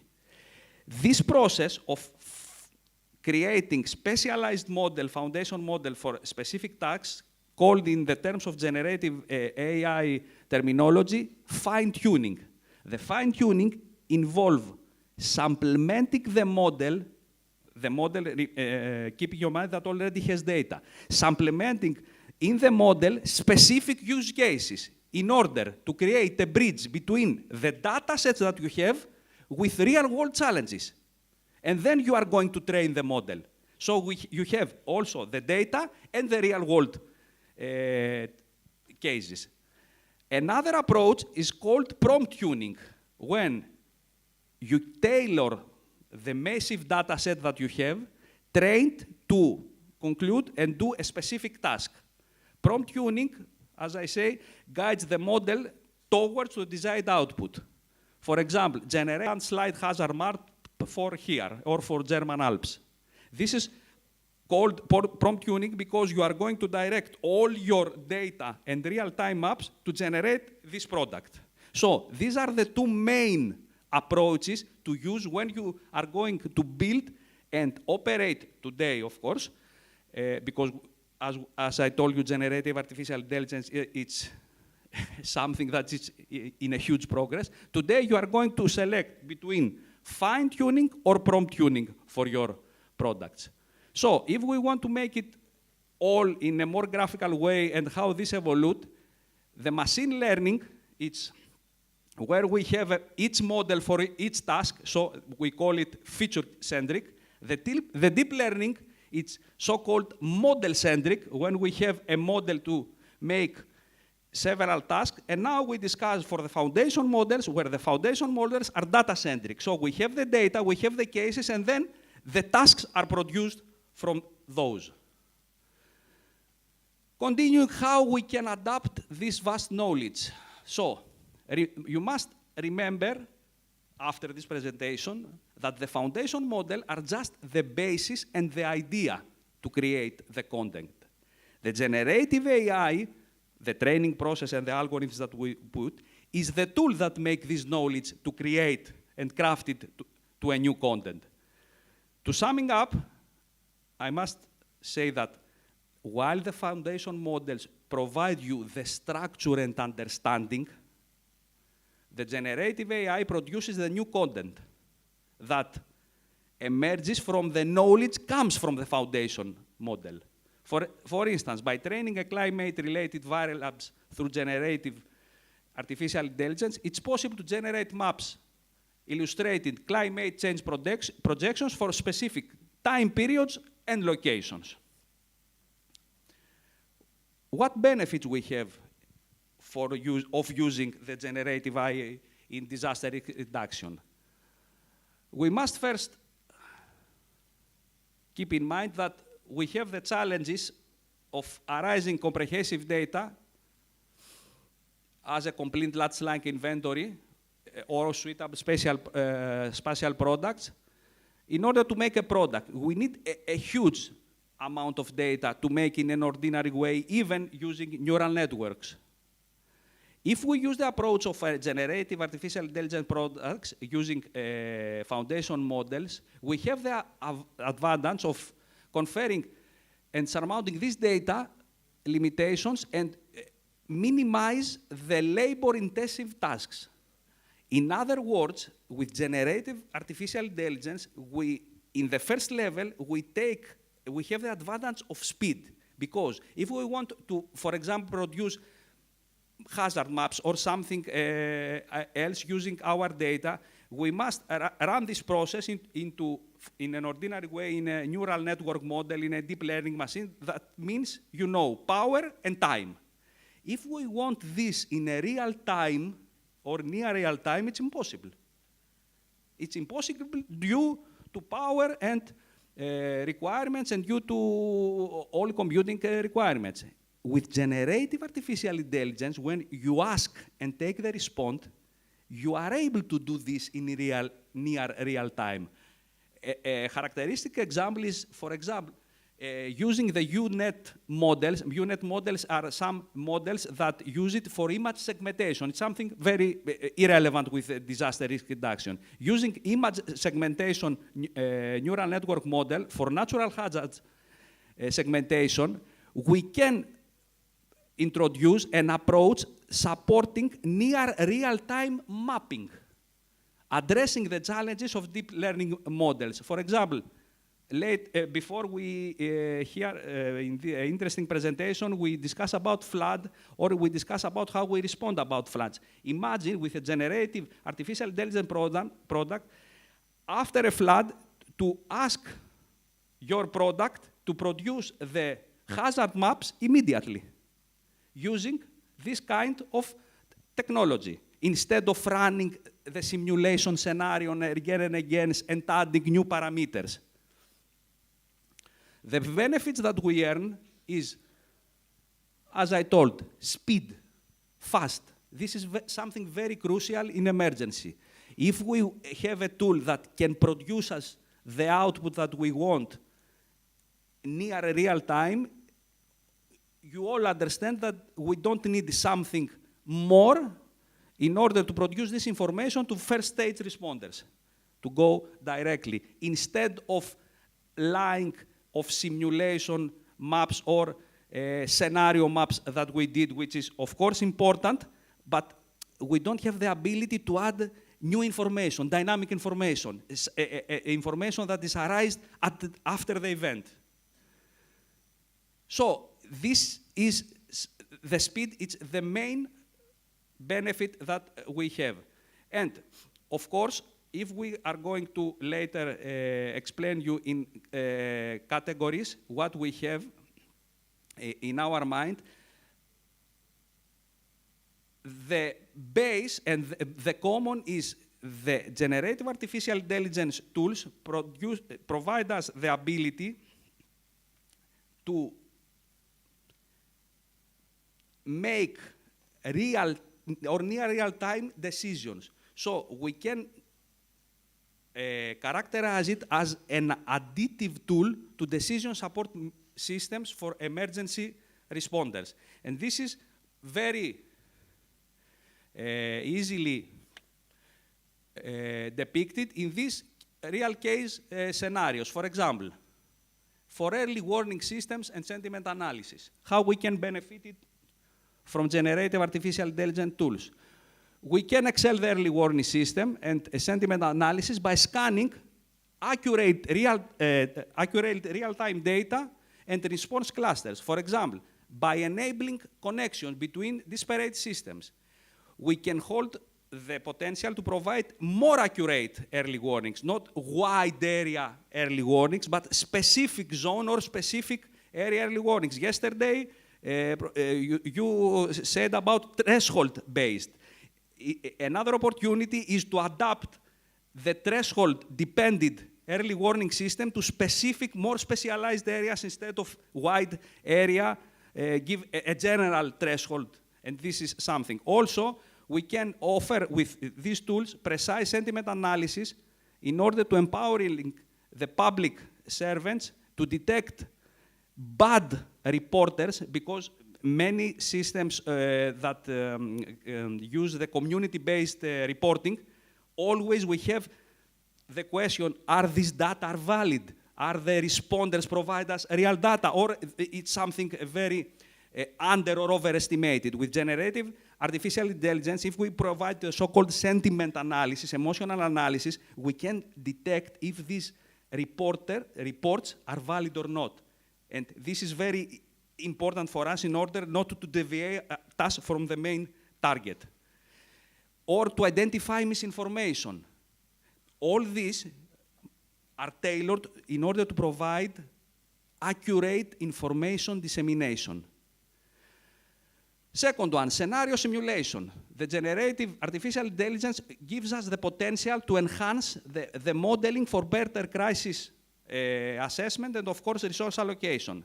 We can create simulations in real time, into real time for emergency planners using also historical data, meteorological or other parameters, and of course, the so-called dynamic parameters. For example, if we are going to send a group of first stage responders to a place, if the road that they are destroyed, it's a new data that maybe we didn't simulate.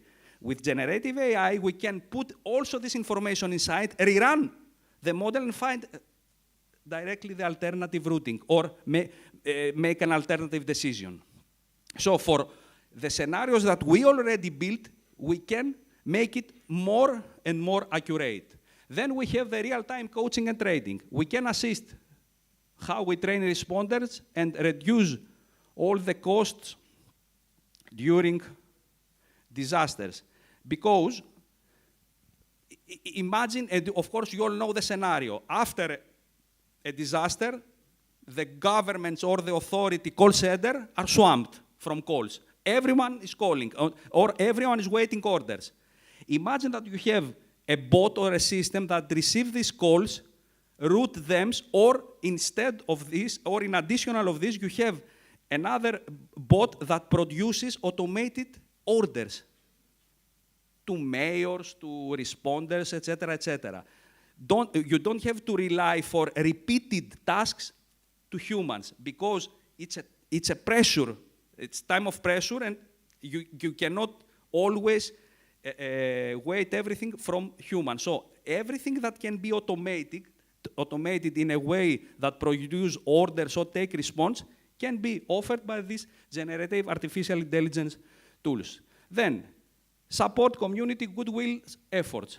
With generative AI after a crisis, we can provide real-time information, basic first aid and health knowledge to affected communities in an automated way. You don't oblige to have a number of people focus on this, because from those who are experienced from first stage responding, many actions are repeated, many actions are typical. So you can provide them to the community. Another advantage is that if you provide it in the community in an automated way, like the previous presenter said, they know what they expect. So the communication success is more likely to happen. If you always provide them the same instructions for specific events, they are going to be familiar. If for a flooding, you provide them specific orders, they are going to be familiar, even if they are not trained for this. For the decision support systems, I think it's very obvious, because a generative artificial intelligence system, as long as it has the ability to provide real-time output, it's maybe the basic tool for a decision support system to provide with the correct decisions, because it always has the ability to receive the up-to-date data. And of course, for post-crisis analysis, with generative AI, we have the potential to evaluate the response effectiveness. Did we respond good? Did we lose something? Then, in the next event, can we improve this? How can we refine? So, with all these domains are benefited from the generative artificial intelligence. A case study could be, for example, generating, I'll give you just a characteristic example, a natural hazard susceptibility map by instructing a prompt, a chatbot, to do all this work. If we are going to follow the traditional machine learning models, we are going to feed the deep learning model with climatic variables, their interactions, but we are going to have always the difficulty how we capture extreme events. Under the generative artificial intelligence approach, this could be easily solved because we have the ability in the foundation model to give real extreme events and build the connection between the data and the real event. And then when we ask for an extreme event, the foundation model, the trained foundation model, has all the information that produce us, because it knows what an extreme event is. It knows. This is the key. The foundation model, you must always have in mind, does not only want to eat data, but the model wants to eat real cases. As more real cases as we feed them, the more accurate will be. Just a graph here. So, we come to the students. How you prepare yourself for these challenges that we did, and how soon will be this, what challenges you are going to face regarding artificial intelligence. First of all, there is no way of escape and avoid this, because generative artificial intelligence, it goes mainstream. So this is, as I say in the beginning, this is something that is going to accompany you in the rest of your professional lives. I have some reports here from MIT and Goldman Sachs. All they say that generative AI, it's here and comes to stay. It's not a trend that is going to be out of the game very soon. Then, another important, and this is why I highlighted in red, the battle between closed and open source artificial intelligence. Or in other words, can we have to pay or not? What is the situation right now? Right now we have products, commercial products, from, as I say, proprietary giants, OpenAI, Google, Anthropic, Cohere, and others. But fortunately, we have very, very good efforts, like and alternative, from Meta, Salesforce, Databricks, which are open source. The question here, it's not so easy like you have in your previous challenges to select or not something that is open source. This is not a software here. It's a whole ecosystem. And as I'm going to tell you later, this decision, it will be very crucial, because with these systems, we will be a little bit isolated from the data. As we feed data to the model,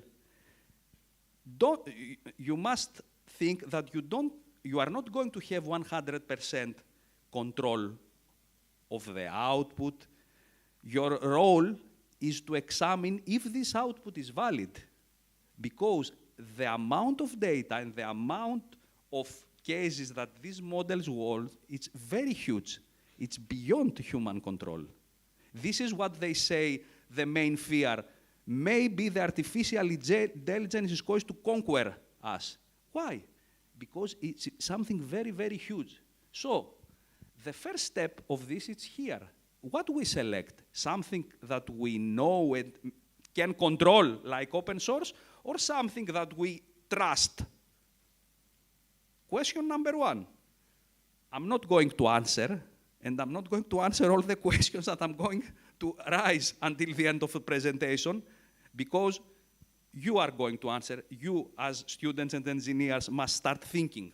So the first question is what we have here. We have a closed system that we are not going to trust, or we are going to use an open system with maybe some limitations, but which is not so technologically mature like the other, but it's going to be, but it's going to provide us more control to what it's going to produce.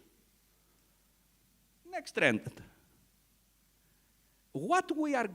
This trend is called about what we are going to use. We are going to use the so-called general foundation models, or no? No, the trend is today, because the last years you are familiar, you will be familiar with all this generalized model, the ChatGPT, etc., etc. But this is not the solution that you want. In your case, you need a model specialized in disaster risk reduction. And this is the trend. all the organizations today understand the dynamic, understand the potential of generative AI, but they need their own tools. So each organization must start or is starting a process to adapt the foundation models that build to the specialized problems. This is the only way that can be managed because, first of all, you don't have the resources like the giants have. You don't have the resources of Google. And probably you don't want to pay Google for something bigger that you want. Second, you want the control of what you build. So this trend is, and say that you must invest in your own model in order to be adapted in your own problems. The next trend, everything say that, oh, everything we live in an imaginary world, everything in generative artificial intelligence is beautiful, no problems. No. The problems start rising now. As I say, they start bubbling to the surface. As these systems becomes more robust and capable of produce anything, of course, it can produce harm. It can produce error. It can produce problems. So, first of all, we must see these harms from where they generated, and second, if we can avoid them. Usually, these harms comes from the amplification of cyber threats. So, what it means, someone is put and go into the system and generate things and produce things that we don't want, or from bad data. I think that yesterday, in yesterday's presentation, we said that bad data in, bad output out. And this is also a general rule and principle that holds also for these systems. The quality of the data, the validity of the data, it's very important because you feed a model, you feed something, and if you want to expect something good at the output, the quality of the input must be also very big. So it's very important what kind of data we put into this system and what kind of real cases we produce in this system. Also, another problem is, and this is related to the in the US presidential election, because in the USA is the main player of this, and according to who is president, some things go in one way or another. And this is related to how they are going to make a relation and affect the decisions of the new US presidents to all these AI-generated products. Believe it or not, these guys can affect where the technology will be, how free it will be, et cetera, et cetera. I think that yesterday I saw a statement of, I think from Hillary Clinton, who said that, okay, we cannot leave everyone to say everything he wants in the internet. A statement that prepares for something. Next, and very important, the generative AI fundamentally lowers the barrier to a data culture. What it means? It means that now, for example, you are a producer of data. I'm going fast. This is my problem. Okay. Now you produce your data. You know your data. You know how to handle your data. You train your data. You process your data. The data, it's always your mind. When you just produce data and feed them in a system, you say goodbye to your data and leave them in the system.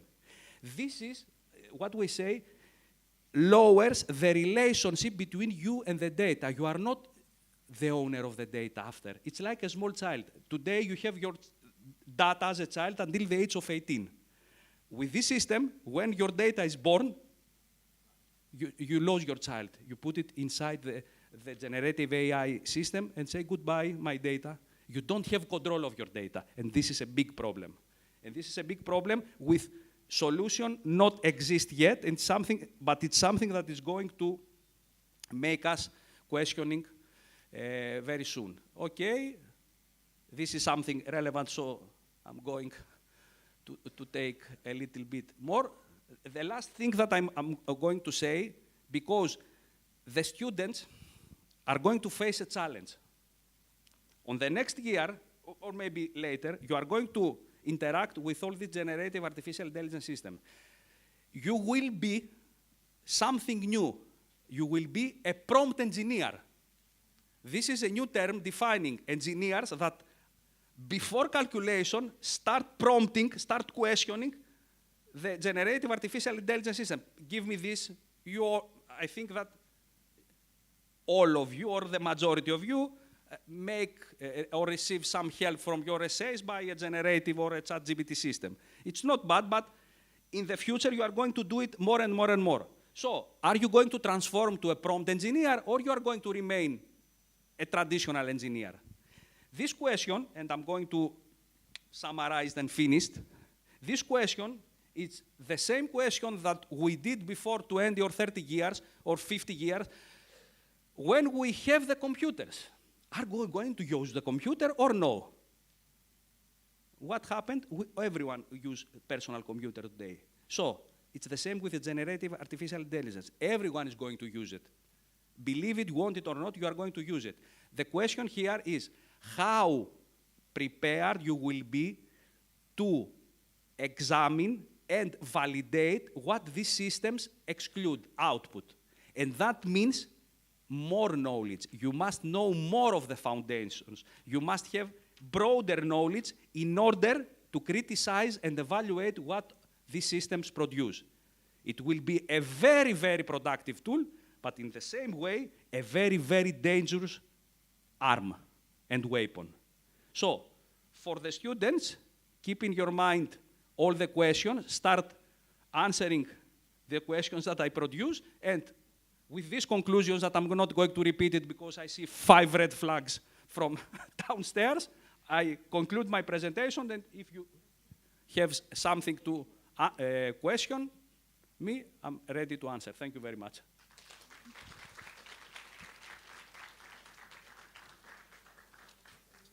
No. Christina, I love to be upstairs and see you from there. Yes. You know you love me, so yes, bye-bye. Who is next one? Maybe I'm going to announce here in order to catch time. Next will be from? Okay. From? Okay. Just Battambang. From? National University of Battambang. Battambang. Come. Well, we are a little bit delayed.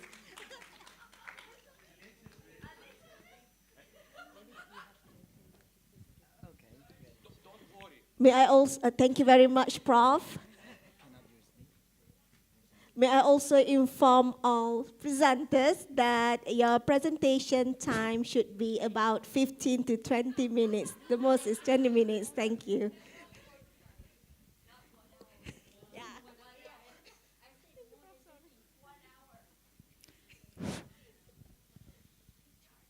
Good morning again, ladies and gentlemen. For my side, presenting about the adaptation to draft, finding out for sustainable solution for Cambodia. In Cambodia, normally happens, the 6 thing that normally happen is flood, drought, building collapse, fire, traffic accident, and landslide. So the drought is one part of disaster that Cambodians should take action. You know, drought in Cambodia. In Cambodia, we have 2 seasons: dry season and the rainy season. And during the rainy season, also have a small dry season period. The major droughts that happened in the past is 1995, 1998, 2002, 2003, 2004, 2006, 16, 19, and last year, 23. The amount of the loss caused by drought is around $100 million each year. And here are some suggestions that Cambodian can do to make sustain to adapt the drought. The first is to use rainwater harvesting. Some areas have done some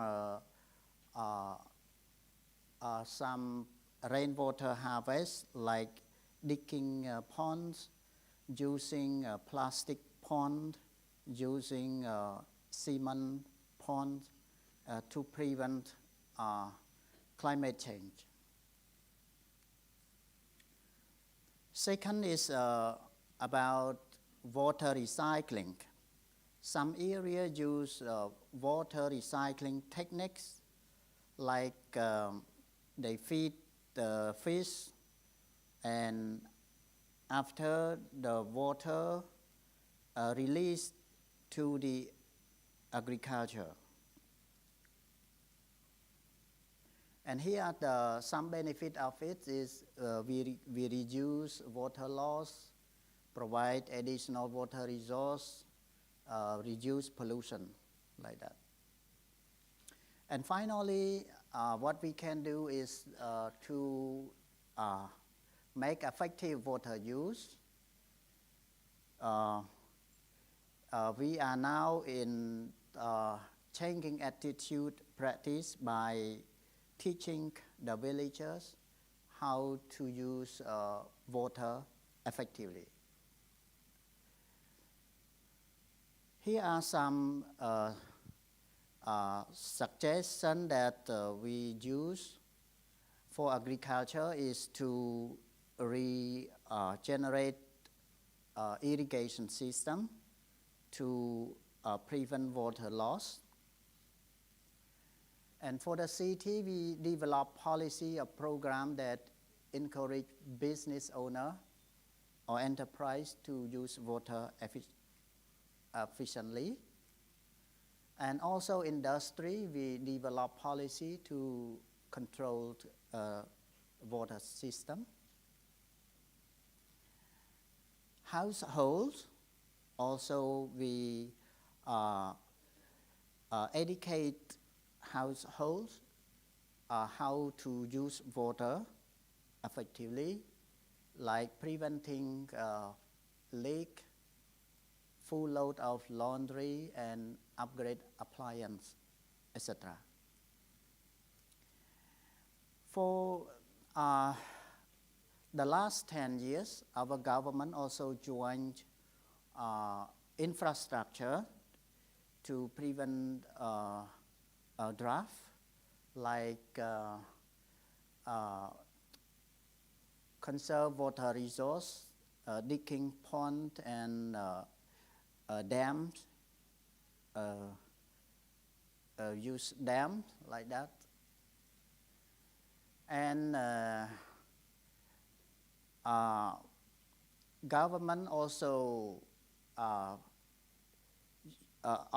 teach villagers on how to use the irrigation system, and the government also prepared on how to use all the system.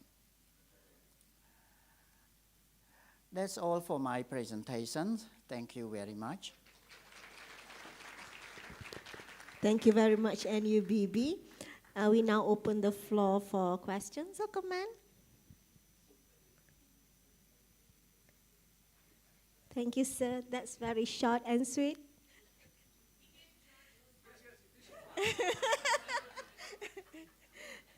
So we will proceed with our next presentation.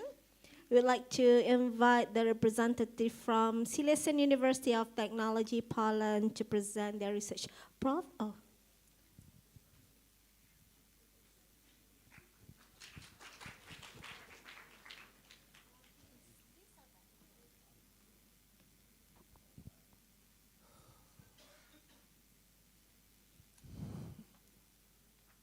Good morning. I'd like to show you some notices about procedure, about possibilities of modeling some disaster phenomena. 2 years ago, when the idea of additional classes lectures within GeoDRR was formed, I took the decision to implement the joint student PBGL project with GeoDRR universities.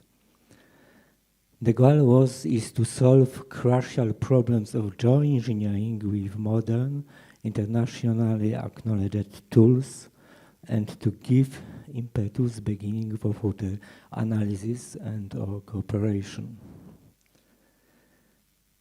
This was also in line with the suggestion of my heads given to me by High Eminence Rector Professor Arkadiusz Mężyk, High Eminence Rector Mike Pawełczyk, and Vice-Rector Professor Sebastian Wörle.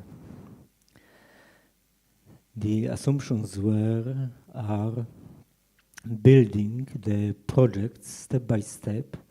The knowledge transfer to the partners within the framework of this project should be worthy, at a good level of worthy solutions at the student level, but being an impulse for expansion and multi-variance.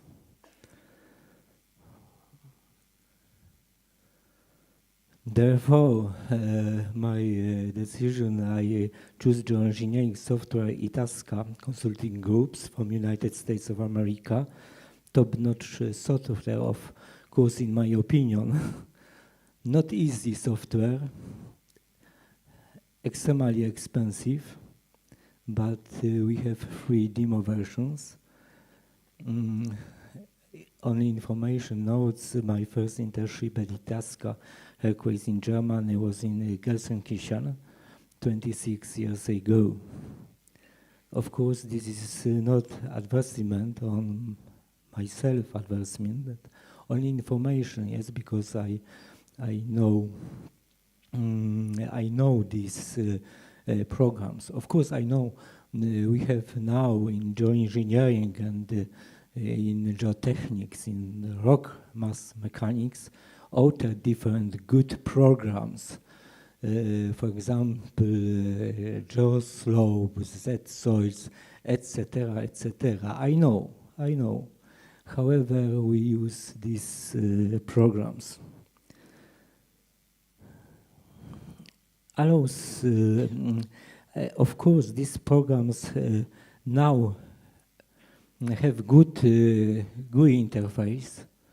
We do and see, and they have also program languages, Fish, and we can add subprograms by C++ language. Especially it's interesting, I think, from University of Malaysia. Allow simulation of literally all geoengineering phenomena. It is based on various numerical methods, yes, distinct element methods, finite elements methods, and for example, in FLAG by Itasca, we use Lagrangian analysis. Solutions are part of top publications. It's not self-advertisement, only information.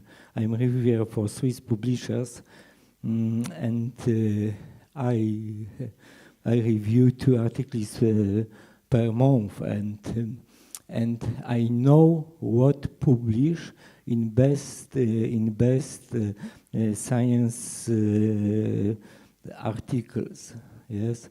Usually in Chinese articles we can find analytical solutions, numerical solutions, and in situ or test laboratories, yes. And comparison of these results give us good solution.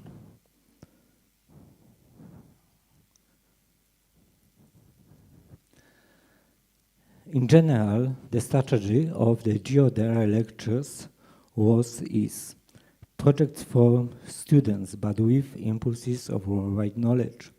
Gradual expansion of the versatility of the solutions to the problem, in this case, landslides, different methods from basics, step by step. Start of implementation, proceed by studies of international literature. I realized 4 projects. The first, the second, and that. The first simplified analysis landslide in Batang Kali. The second, seismic impulse in the vicinity of water reservoir with an earth dam. And this semester, rockfall in landslides, block structure. We want to use the UDEC program or 3DEC. I'm not sure which project, which from this now we have time or no. And the fourth landslide risk assessment and the management due to the geotechnical parameters. Various methods, literature sources, fish programming language code, analysis, etc. The teams, the student teams are different from a different field of study. For example, the Batang Kali analysis solved a team from geography, civil engineering, and safety engineering faculties.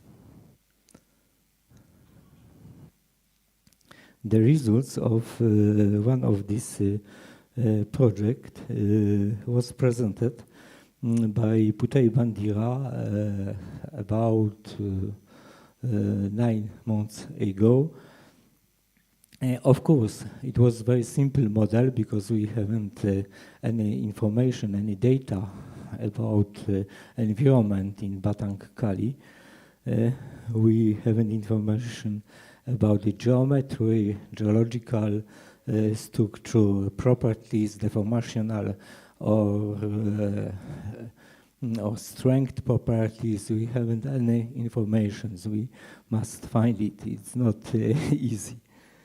We spent more than 2 months. We study a lot of papers, a lot of books, especially about soils, about rocks here in Southeast Asia, because the properties of these soils and this rock are different than in Europe. Yes, the properties are special. Especially, you have here whether the granite. It's for me crazy to describe these properties because I don't know rock like this. Yes, it's not easy for me. However, in my opinion, results of these simulations in level and study level was enough.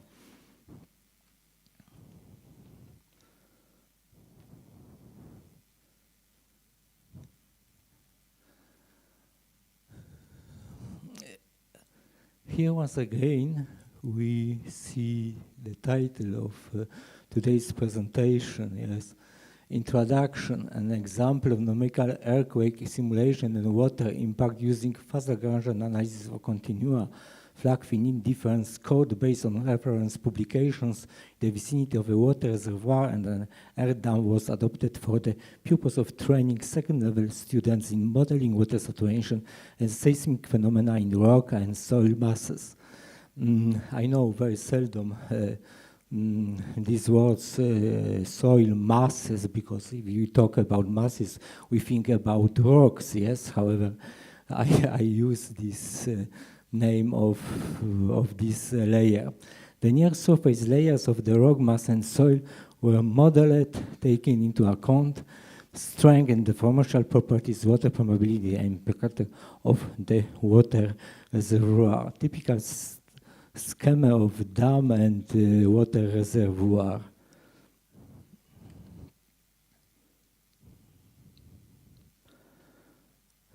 Background. What we should give students background, fundamental knowledge to describe this phenomena. Every time I suggest students 2, 3, 4 books, and I send these books to students. Of course, I know this book is not the best, you know, okay. However, no choice, because we can't give students 10, 20, 40 papers and please study and take the best knowledge from this, yes. We should take some compromise to describe some phenomena. Lama, Handbook on Mechanical Properties or Principles of Testing Soils, Rock, and Concrete. I know we have International Associated of Work Mechanics, Suggestion Methods, etc. We have some soils of, for example, Hudson, Hawk, etc., etc. I know. However, we should take. And Kiyomogi from Japan, famous researchers, especially earthquake phenomena and true triaxial testings, etc., etc., yes?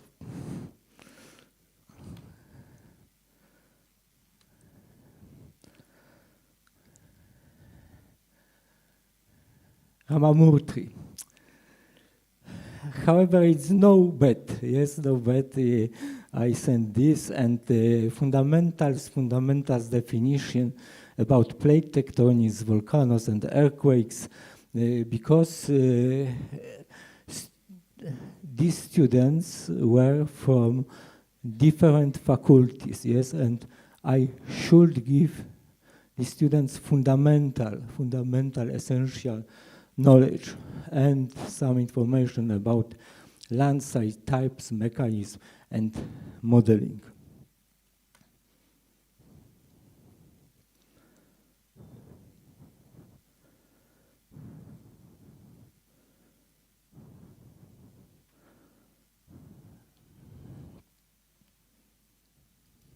Itaska.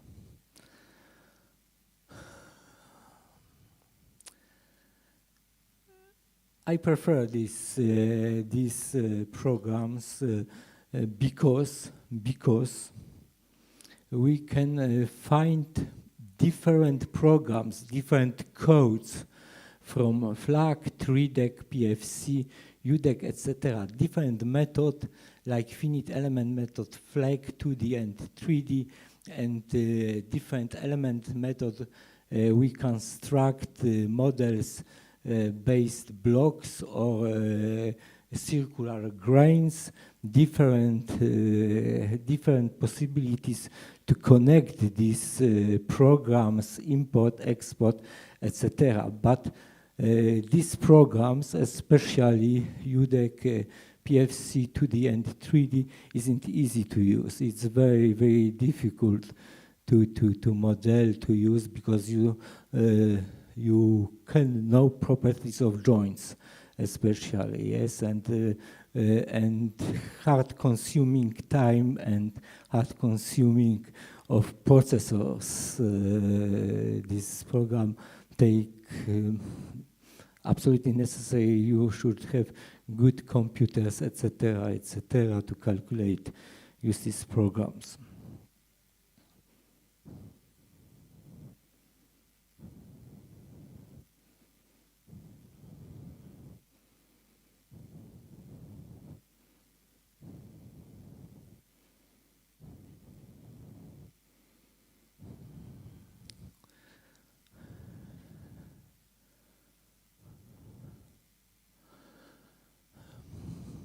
However, maybe you can find some first steps in the flag by basics, a lot of examples, fundamental description of this program and possibility to modeling a lot of phenomena in the rock mass, in soil mass. Student can take this, download this book and study step by step this program.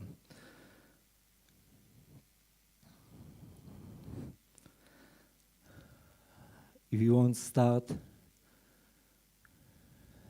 building our models, unfortunately, we should know failure criteria, yes, the most popular in the world, Moore-Coulomb failure criterion and Hook-Brown failure criterion. I suggest every time I send these papers to students because it's the latest and the very good, in my opinion, papers. And the next step for students, if we talk about this criteria,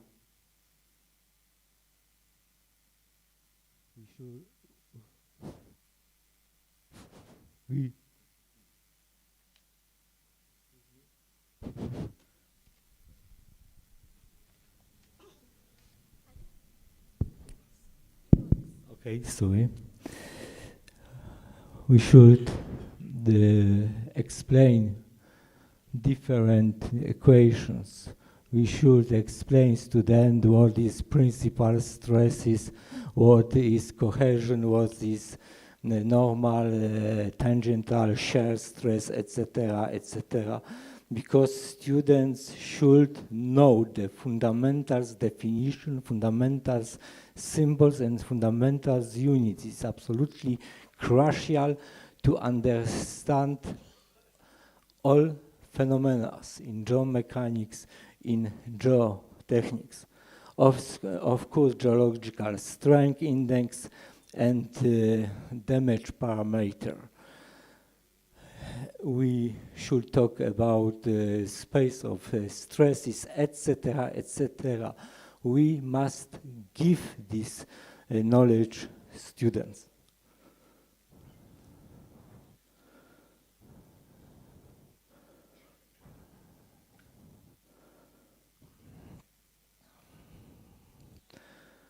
Next step to our survey, absolutely, in my opinion, must be series of lecture by Professor Everett Hook, very good, in my opinion, top-level scientist in the world, very fundamental, very crucial, very canonic publications. You can find lectures of Professor Hook, and you can find publications, articles, and papers. Absolutely must have this information for students. And the next information note, every time if I start a project like this, I suggest my student, please watch this presentation of Professor Peter Kandal. Professor Peter Kandal is one of initiator, founder of Itasca consulting groups. The art of numerical modeling in geomechanics. No method, no numerical modeling. The art, yes, the art, no normal work, art of numerical modeling. Very useful lecture, very interesting.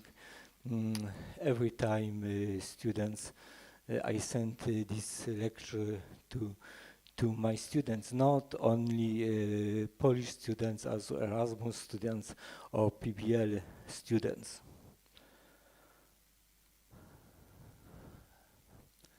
Simulation results are presented in the form of stress, displacement velocity, and acceleration maps.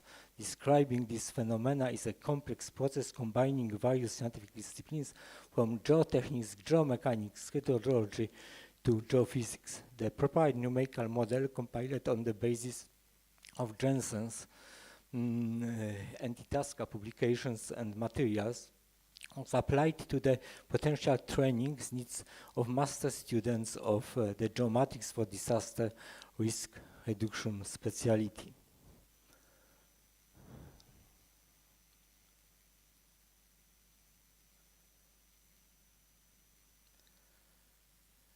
Materials and methods. Using definite defense code, authors of FLEC use code name. In Europe, often we use program. However, I especially write here code because authors Peter Kandal and David Potiondi use code word. A flat numerical model of the earth dam and water reservoir was built. The width of the model W is 150 meters, the height is 30 meters, including the base of the earth dam.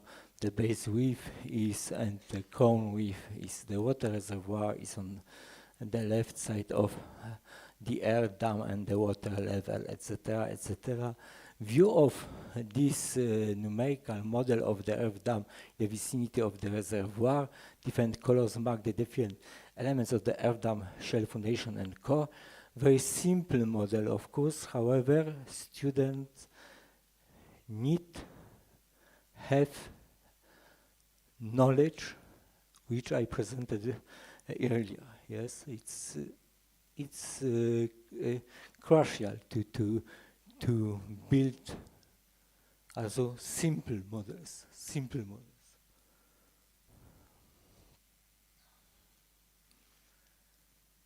The rocks and soil materials were described by the Moore-Coulomb criterion. Both drained and undrained materials were described, but the simulation was carried out sequentially in stages. Water saturation, the water reservoir, and about the equilibrium, addition of dam loading with water pressure from reservoir, flow field update, and new PWP application of dynamic load and damping.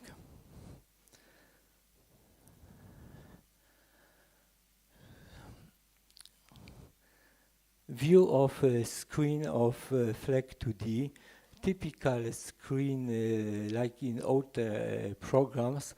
However, here we can see commands, yes, and we can write commands in this place, and we can write our new programs, our new sub-programs, or we can add sub C++ programs. Is especially, in my opinion, interesting for informatics students, because they can cooperate with students from geomechanical, civil engineering students, and together they can build good models, yes. It's not easy. For example, I'm geoengineer. It's not easy for me to programming some phenomena. It's not easy for me.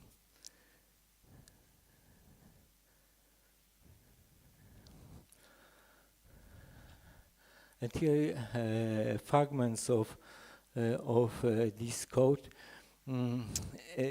Good news in this is we can observe step by step what we do.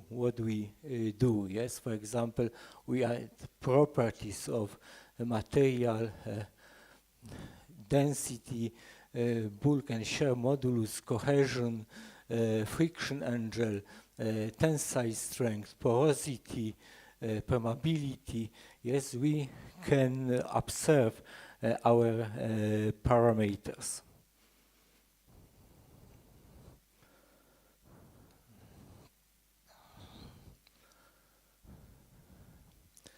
Results. The FLEG2D code allows comprehensive analysis of the study, including stress-strain phenomena with consideration of hydrological and seismic processes. Due the limited size of this poster, of that poster, only one selected analysis result among many is presented in the form of map of displacement. Dam movement is no good name. We should use displacement, yes, as a result of loading and propagation of water saturation of an earthen dam and after applying dynamic loading and damping. Distribution of the major principal stress, sigma 1, and displacement velocity vectors Vx, y under the influence of the load on the left side of the water reservoir. Yes, here we have reservoir. And the probability of the left near surface layer of the earth dam and after application of dynamic loading and damping. And some information about the results values of the displacement velocity vectors, including damping underwater and tremor impact reached with similar maximum values of the highest principal stress. There is different distribution of principal stress than in the case of static, especially in the near surface middle right section and along the lower foundation. Of course, we can observe all phenomena inside the model. We can save these values.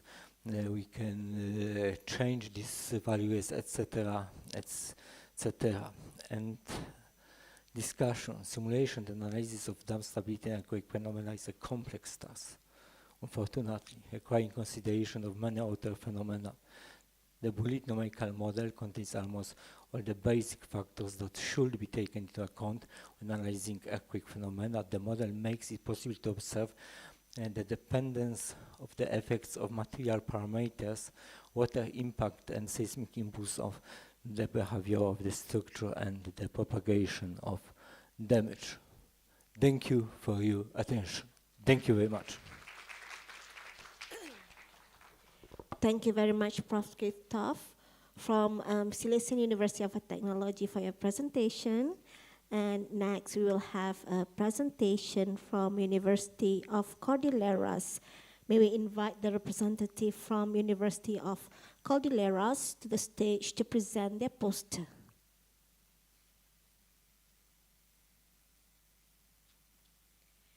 May I again remind that the time given for every presenter is 15 to 20 minutes.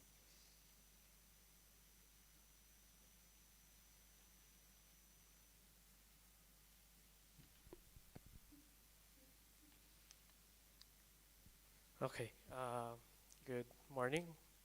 So I'll be presenting one of our research a few years back. It's the analysis of dengue cases using GIS in Baguio City, Philippines. This was funded by our local health research consortium. And this was in partnership with our local city's health department, or health office. Okay, so we all recognize that dengue is a global epidemic. No? So in this map, we can see that dengue is found within the countries under the equator.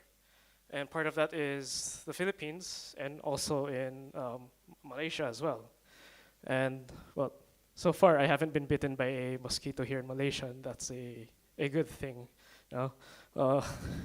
It's because I just had dengue actually 2 months ago. And yeah, that sucked for me. So yeah, so the Philippines is one of the tropical, subtropical countries which has dengue, and it has been one of the leading causes of death in some of the regions in the Philippines. So globally, in the year 2000, the World Health Organization has reported around 505,000 cases, not deaths, my bad, cases worldwide. But after 20 years, in 2020, oops, it went up by 4.2 million cases of dengue. No. So it's an eye opener. We have to do something about this now. So the location of our study is in Baguio City. This is our local city where the University of Cordilleras is.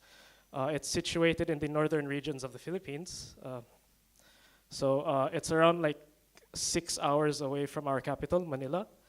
And to give a comparison, it's in a high region. We're around an elevation of 1,600 meters above sea level, while here in Alarstar, we are around 7 meters above sea level.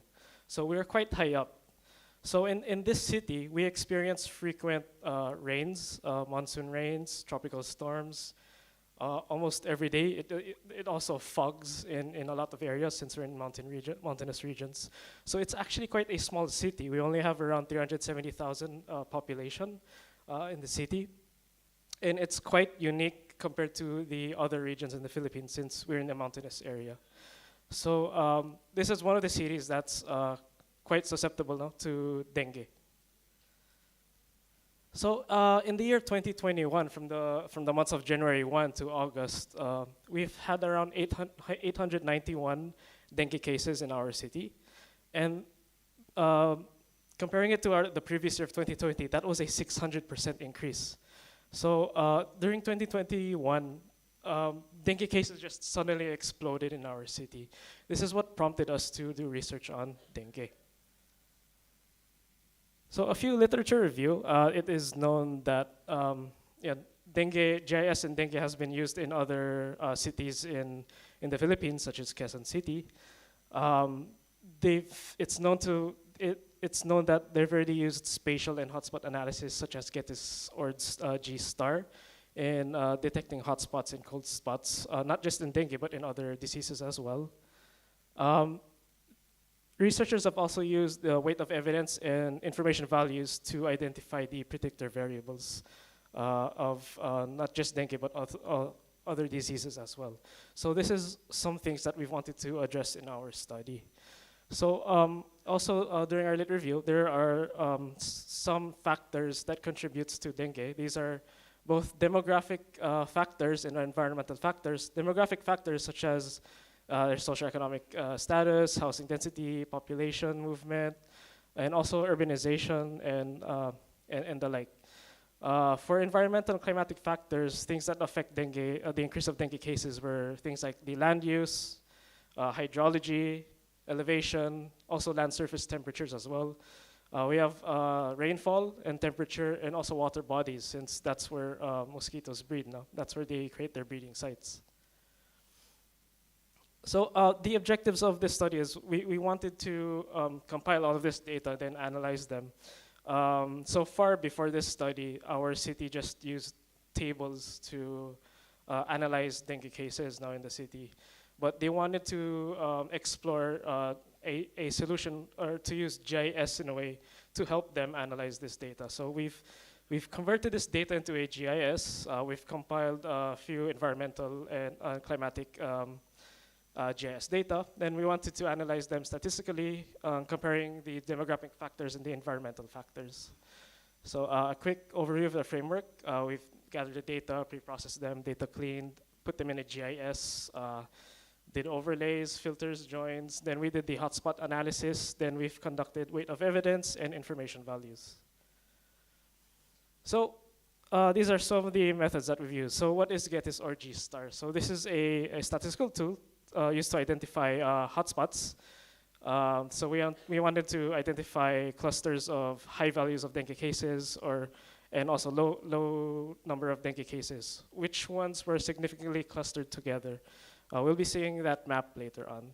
So we did that with data that was available at the time, which was dengue cases from 2013 to 2017 in the city. So and here's a example of weight of evidence. It's a statistical method used to assess the strength of predictor variables. The formula is quite simple. Then after WOE, we've fed it to information value. This is where we rank these predictive power of these variables. So with the results, when we plotted the cases, so in our city, it's the smallest unit of administrative boundary is called a barangay. So each city is separated by a barangay, and that's what that's the unit we've used to identify locations. So in 2013 to 2017, one of the top 5 barangays was Irisan, but this is more indicative of the population of the city, since Irisan actually has the highest population in the city. And this is what the local health office has been working on. I mean, since this is the highest place with dengue cases, they usually concentrate only in places with high dengue cases, which isn't always the big picture, which isn't always the case. If we calculate the incidence rates per 100 capita, it's the top barangay with highest incidence rates were around the central and northern parts of the city. So Aurora Hill proper, Magsaysay, A. Bonifacio, and the such. Now, under the hotspot analysis, we've got the both high hotspots and the low cases or cold spots. So the orange areas are the hotspots. So it's more on the western and the southern side of Baguio City, also at the southeastern side. But when it comes to the most significant areas that contributed to these clusters were just below Irisan, which is actually Asin Road, and then the central business district where the grocery areas are in the city. So those were found to be significant when it comes to finding these clusters. They're mostly in high populated and dense areas.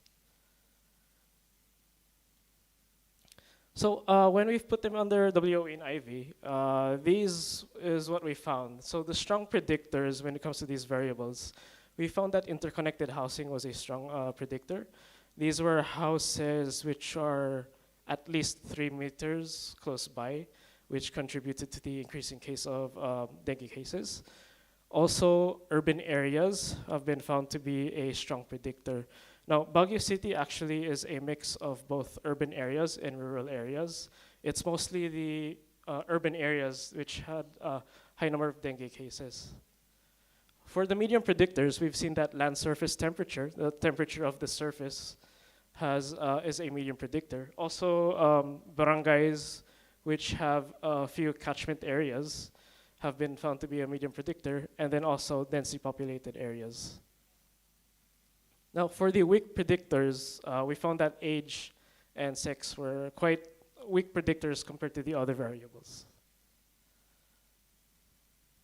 So in conclusion, so it was found in 2014 to 2019, there is a rapid urbanization when we've compared the remote sense data for built-up areas.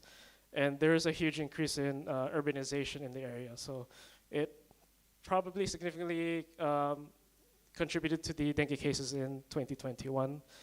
So GIS provides the possibility of harmonizing existing data sets in a more sensible evidence, not just tables, but we can communicate them in maps as well. So we've used this to inform our local policy makers so they can take action and promote to prevent dengue in our city. And that's it for my presentation. Thank you. Thank you very much to the presenter from University of Cordilleras. The floor is now open for question or comments. No? Thank you, University of Cordilleras. Moving on, let's welcome our next presenter from Sveriges University. I'd now like to invite the representative from Sveriges University, Cambodia, to present their research.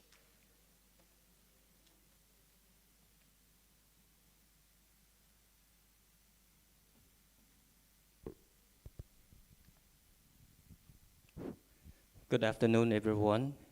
So my presentation will be very short. So the topic of my presentation that I and my colleague conducted together focus on the understanding the workflow for watershed mapping. So the case study of Chirkat Mountain, it is located in Preven province, next to the province that our university is located.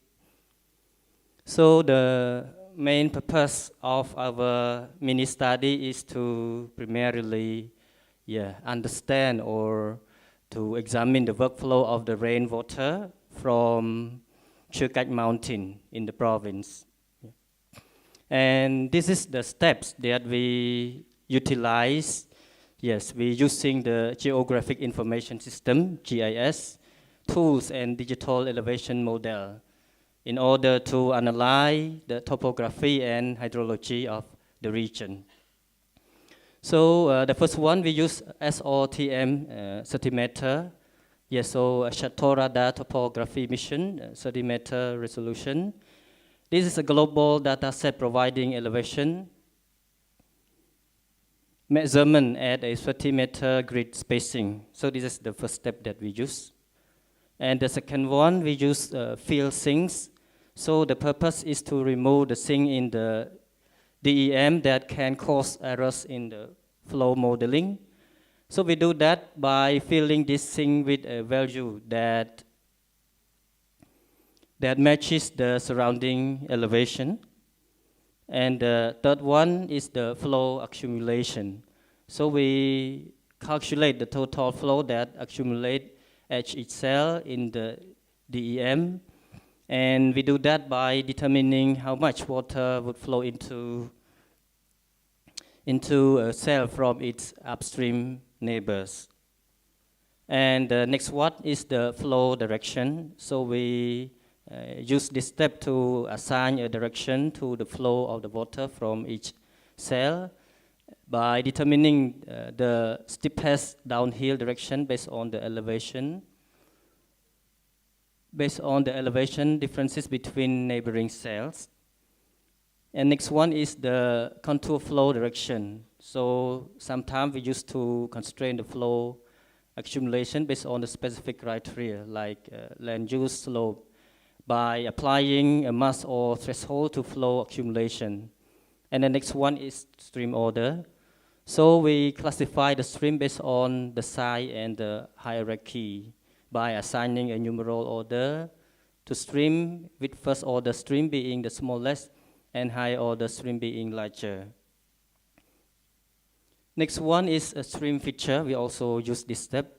So we want to create a vector layer representing the network of stream by extracting streamline from the flow direction and accumulation data. The next one is to create the outlet shapefile. So we want to define the point where the water exit the watershed, like the river, the mouth, and the lake, by creating a shapefile containing these outlet points. And the next one is the watershed raster. So we generate a raster layer representing the boundaries of the watershed by tracing the upstream areas that contribute flow to the defined outlet points. And yeah, you can see the picture here. This is the key outcome. So the watershed delineation, the final watershed raster provide a map of the area that drain into the specified outlet. And the catchment area calculation, by analyzing the watershed raster, you can quantify the total area that contribute runoff to the outlet. So this is the end of my presentation. Thank you for your attention. Thank you very much, Dr. Seong Boon Lee. Now, let's proceed with our next presentation. Next, we'll have the presentation from Xavier University from the Philippines to present a speech.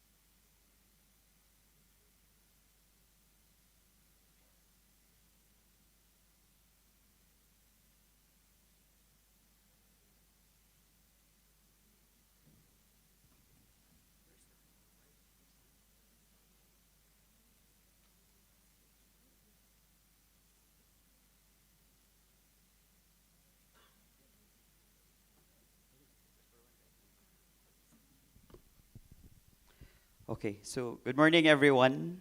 I hope I don't hold much your lunch a little bit longer. But there's just a technical difficulty with the slides, but I'll go along when it's already presented.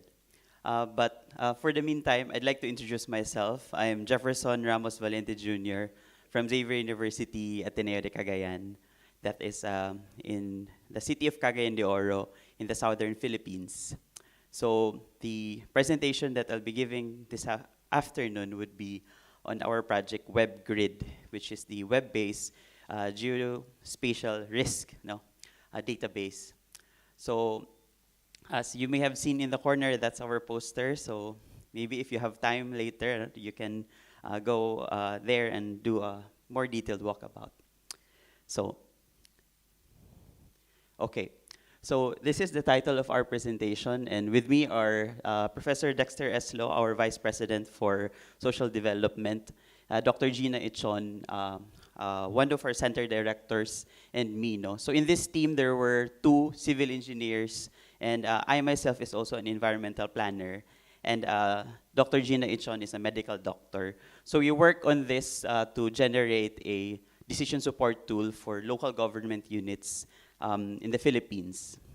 So the trigger of this, of course, was there was a surge of persons under investigation because there's no testing yet about the COVID-19. So you wouldn't know if the person that you would meet have COVID or not. But these PUIs were mostly from the airports and those that have certain illnesses that is at that moment not identifiable. But these are geographically unique. In fact, in Misamis Oriental, you would see there are bigger numbers, as we go or move forward from March of 2020 until the end of April. And the city of Cagayan de Oro, together with Misamis Oriental, in total has about 1.4 million people. Cagayan de Oro is 700,000, while the province is also 700,000. So that's quite a lot of people residing. And so, as you can see here, we've generated initial dashboards to show where these people are located, whether they have this significant illness. And you might ask, how did we go about that? We have barangay health workers. They go in towns and also barangays in small settlements to check and record if they have these certain symptoms. And so we have them in detail, but unfortunately for this project, only for the city. And we also went deeper into analyzing perhaps where are the health facilities.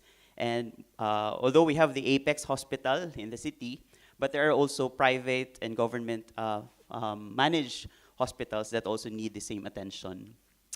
And so in that framework, we've used the same risk framework as presented by our keynote speakers the past days. So you want to rationalize that hazard, exposure, and vulnerabilities, their interplay provides risk. And this risk in this case is now risk to infection, death, or risk of the healthcare systems. So for example, the medical doctors were quite concerned on how many medical facilities need certain supplies. So that was their concern. And on our part, we wanted to show this because we were quite isolated within our homes. And so we've used several data sources from the organized agencies in the government, our offline databases, and even crowdsourced data. So for example, we had to identify where are the pharmacies. And the only way we can do that is from crowdsourced data because we are quite isolated. And we relied much of this from OpenStreetMaps. And we've given this to certain individuals in the city by training them online. Okay, so while we are at home doing the methodology, creating the research, also we trained city officials on how to do this so they can deliver their own monitoring dashboards, which is the output of our paper. So we've generated risk maps overlaying different layers, for example, confirmed COVID-19 cases, location of construction sites, if that's an interest for some, and even the access to wash facilities. We've also overlaid it with floods, so because the pandemic had to, or it was prolonged, so we also need to check if these locations are at risk to flooding. And you can even zoom in and see the data in detail. And by the way, this is accessible online. So we trained these government practitioners to like design this system. And so we've created a web-based geospatial risk dashboard, which is data-driven, risk-informed, problem-focused, systems lens, solutions-oriented. And this is done online at that moment. And we've given this to several cities in the Philippines, from Cagayan de Oro to Iloilo, Naga, and even one province in Bataan. And we've partnered with academic institutions. So it's not just us doing this, but there are academic institutions at the helm of the training. So we've generated this, combining different risks. And this can be visualized up to the barangay level if you want. You can also go up to the household level if data permits. So for example, we can see some risk priorities. We can see their indices individually. And we've also designed this not just for government practitioners, but also for, there's a certain window where anyone can access, even those who doesn't have knowledge on GIS. But this platform that we're showing is for everyone. That's why you can see the numbers. We've also generated the same risk priority maps in certain areas or key areas. You would also see here the computation of the COVID risk priority in terms of the health facilities that are spread all over the city. You can even see if there is a certain area that you need to isolate or cordon just because there is a high level or high number of individuals at risk.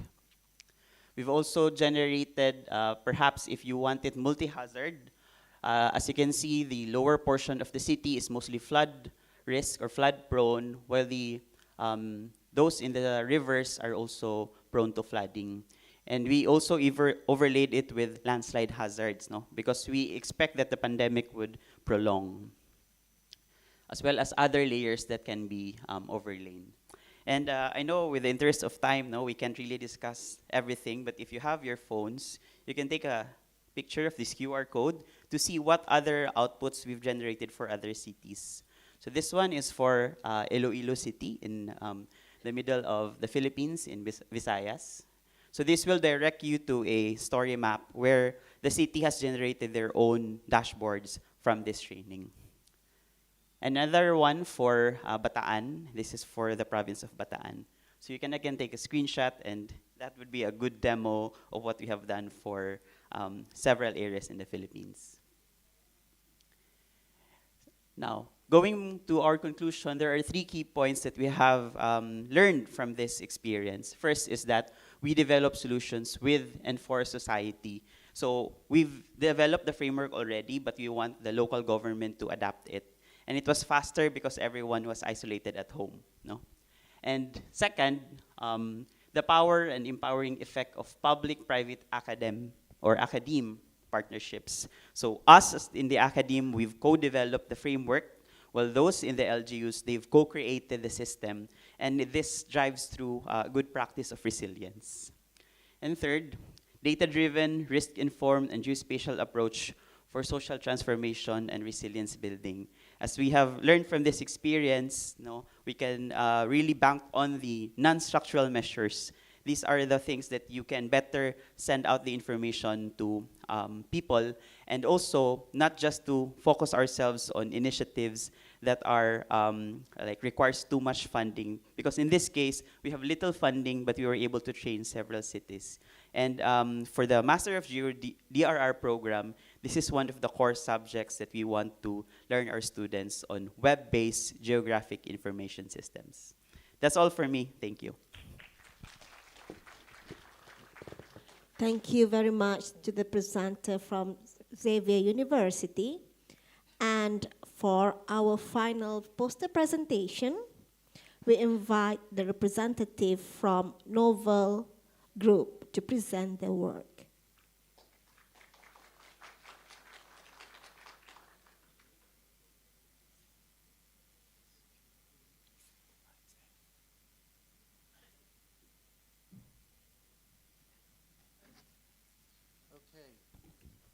Here we are. I was watching all the presentations so far, and sometimes I wonder how all this jargon can be assimilated into a platform. And that is one of the biggest difficulties we have when we write projects like this. I want to give you some historical background on how this project came to be here today. What happened is that we had a meeting with the European Commission 6 years ago on a new concept, which was platformization of conceptual educational hybrid master programs. And we wrote 4 programs. One was 21st century teaching skills, which some of you who are partners here have participated. The second one was reporting and journalism, STG. The third one was this particular program that you're attending today, and the fourth one was agriculture in Vietnam and Philippines, which also some of you had participated. The difficulty is to conceptualize and take your course into a master platform. And that is the biggest difficulty companies like us have. And when I sit here and I look at your presentations with such complicated but highly educated material, I wonder how can we simplify this and bring it into a platform, and that is the biggest difficulty. And I wrote a comment in our internal communication tool, and I said, doctors and professors, you just make me wonder, how do you expect people to absorb your presentations? And that is the biggest difficulty that educators have, to come in front of the desk and communicate that. And I think that is one of the biggest difficulties that we are facing today with what George has described as artificial intelligence. Beyond that, we need to start thinking how we can humanize all this jargon and how can we make it more simplified. So the program we are using, by the way, you may follow it by copying the QR from the poster if you want to follow it live, because I'm going to make a very quick presentation how we transform your courses into a platform. Very fast. No.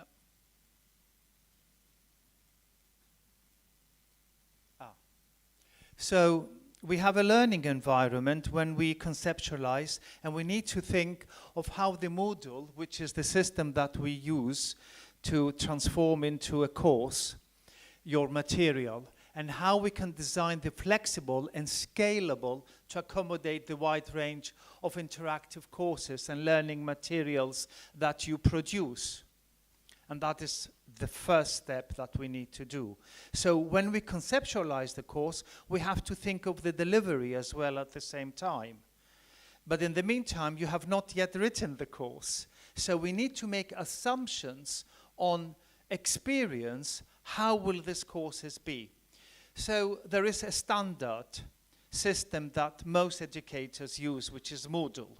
So we need to take that and adapt it. And we need to bring that flexibility into the environment and facilitate the participation by using multimedia. And multimedia, 6 years ago, when we wrote these programs, were really non-existent of what we are handling today. We're using unhumanized artificial intelligence, humanized, and if we go beyond that, we're satellising data. And we are bringing it into big data to drop it onto the students and expect them to operate. So we need to even go further and think of how we're going to communicate multilingualism.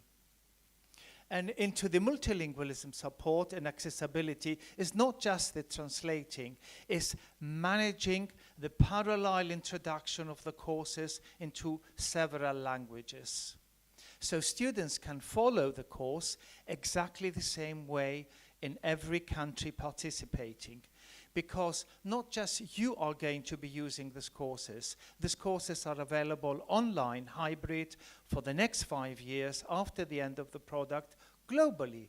Anybody can register. Anybody can follow the course.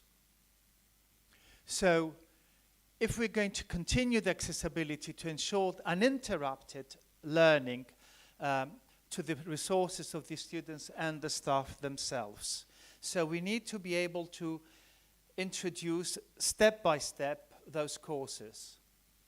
So we simplify the thing, and we have a registration process so anybody can do. I'm not going to go into registrations and what is the process because it's such a simplified, simple thing. But don't be surprised, there are people who are going to be first-timers. And these people need to have a simplified way of registration and not a complicated one. So this is why we put it up and we explain how this process is operating. When we train the trainers, one of the things they forget to do is to explain how to register. I know, I know, we laugh. But this is the biggest difficulty we have and the biggest problem and the most frequently asked questions by the trainers themselves and you, the professors and the teachers, is how do we register on the platform? So this is how you do, by the way. But let's look at the setup of navigating a dashboard. It is not complicated. It's a key of objective support to every partner country in building their capacity to develop and deliver high-quality specialization academic programs. And we need to be able to translate those into the written form. Syllabus are easily conceptualized, but more difficultly in writing them. The difficulty is data, bringing those syllabus in a simplified way into data. So what we do, we try to put every information available on the dashboard, simplifying the process, simplifying the presentation. I looked at presentations earlier on and I was saying, oh my God, how can the students understand these presentations? And that's what we need to do, simplify the presentations, because we have to translate them into the dashboard. So a dashboard will consist of an overview of a platform, and those universities will appear. So advertising your university through the platform and the quality of your courses, it's vital, because it is your spokesman in the outside student world. Your students, in order to be attracted to your courses, will definitely visit the website, will definitely visit the platform. They have the ability. Nothing will stop them from registration. In the next 5 years, if you want to increase your students, your best bet is to have clean-cut, understandable courses, good objectives, good introductions, good links to your platforms, so the students can understand and they can conceptualize, yes, I do want to join this course. Yes, I do want to spend that money to obtain this master course.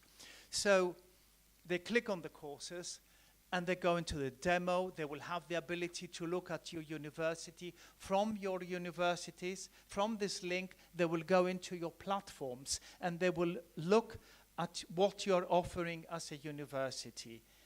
It is a link of advertising, it is a link of marketing, it's a link of branding into your platforms. That's why I'm bringing them up in a simplified way. So your quality, it's very important. From there, accessing the course material, extremely important. The pages, the enrollment, the course page will show modules, lectures, assignments. It will show, and they will download resources. They click on files, videos. You'll upload your videos. The quality of your videos must be absolutely second to none. Your materials, the way that they can download your modules must be easy, must be compact, not complicated and definitely not in PDFs, because that makes it heavy and the download takes long time. If I take in consideration the speed of internet that we face, even in this room, it will take them ages to download the modules. So it has to be speedy. Submitting the assignments and clicking on the relevant task, it has to be easy to upload the document, to download the documents of the courses for you as well, as much as the trainers and the students. So when they download the modules in the apps and you can access the VLE platform on your mobile devices, it has to be fast. Now, if you have clicked on the QR code and you bring them up on your mobiles, it has to be equally as fast as it is on your desktop or your laptop or your iPad. Therefore, it has to be a login easier, with credential easier, and access easier. So in the usage profiles, we have administrators, trainers, trainees. We have the module hierarchy, of course, always, because we're using that as a platform. And of course, the guest, who can view the course materials but not participate. That is why your quality of material must be absolutely second to none, because it is your brand, it's your advertising of attracting students. It's your marketing. And that is where the biggest difficulty is. People don't realize how important it is in these projects. When we come to a closure conference, they realize it. I can't tell you how many times we have to keep reminding our partners on all projects, not just on this one. The coordinators get fed up of reminding people, telling them, please upload your material. Your deadlines are coming.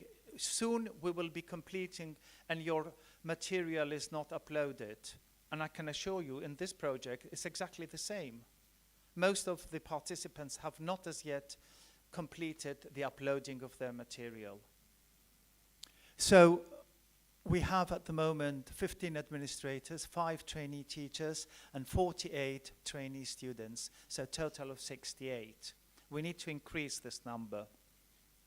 Why do we need to increase it? Because the evaluation process needs to have numbers. And in the project, there are numbers to be achieved. I've tried to simplify it as much as I can. I'm not going to go through the requirements of what the administrator can do or not do. But this is not science fiction. It's a simple process of accessing a platform. So the administrator has all these views, all these particular abilities to administrate and upload their courses. But they don't. They wait until the last minute. The same for the requirements of the trainer and the rights of the trainers. It's a world of facilitation, of simplifying the process. And certainly for the trainer himself. In adding all the homework and downloading the homework, it's one of the biggest difficulties that the trainees and the trainers have. So simplifying and not uploading PDFs, please. It will simplify also the process and the results. And of course, the trainee who has the world of benefit. At the end of the day, the benefit is to the citizen. That's why the European Union is financing these projects, because they want the student, the citizen, to benefit. That's where the value is. And that is where the measurement of the evaluation is. This is an explanation of how to add a course. It's irrelevant to today's presentation. However, how do we separate in the course and the quizzes? What we've done on this particular, we have offered a multiple choice quiz upload. Therefore, the students can take the quizzes and in order to have the final assessment as many times as they wish, up to 7 times at the moment, but we can increase it. So giving them the chance of energizing them, of practicing for the final exam. Of course, every attempt is notified and is recorded, and the teacher can print out the progress. The design of the quizzes has been simplified and is done in 2 steps, in the setup of the quiz features and the add of the questions. We're using in the back the intelligent artificial intelligence to speed up the system. We've added it to this program, despite that it was designed and it was out of budget, in order to speed up the process of uploading. Therefore, the partners will find that uploading the quizzes is quite fast and quite effective, and it will produce also alternatives to the quizzes and give the multiple choice automated. And in adding the into the new form, we've added journals, lessons, model rooms, forums, questionnaires, quizzes, the Scrum packages, there are student folders, surveys, and there are also work links. And also we've given the ability to upload whole books, whole lectures, videos, PTTs. So all this, the partners of this project will need to upload them on the project itself. It is slightly more advanced than the other 3 projects, particularly attention to Patabank, UUM, who have participated in these projects. This is a more advanced system that we have used in the previous 2 projects. I think Philippines also, they were in the agriculture project. You will find it that it's faster, but is slightly more advanced in terms of options and randomly selecting possibilities. And of course, in the setup is automated now, and you can fast forward your uploading much faster than in the previous 3 versions. Of course, the tests themselves give an automated grade. You don't need to grade them physically, going one by one. They're self-graded immediately the moment that they are taken, and you have the results automated in front of you, and you can shuffle also the results. And by the way, in the questions, also they have been advanced in quizzing. They have a multiple choice, a true or false, a matching. They have a calculate, an essay, a numerical, and you can drag and drop the makers. They have embedded facilities, again using the whole artificial intelligence behind it from the system itself. So you may scan the platform or the online video guide that has been produced if you wish, or you may also go into the website and from there also produce it. Christina always is available for your online questions. She's always there. She has an expertise on how this platform is working and supports it with her team, online physically and also on the phone when you need it. I have nothing else to add. The only thing I can add is please upload your course material as fast as you can, because one of the evaluations criteria, it is the only time that the evaluators will be able to physically view your course quality. Everything we say during this project is assembled on the course, on the hybrid, and that's where they evaluate the course. They have no ability to come into your class and look at your physical delivery. They will look at your hybrid delivery and at the quality material, at the presentations, at the PTTs and the videos. Remember, your videos must not exceed 3.5, 4 minutes. If they exceed, then you need to alarm us that we create a YouTube channel in order to pass them on, so we have a fast delivery. I can see a lot of heads nodding, particularly at this end. Please.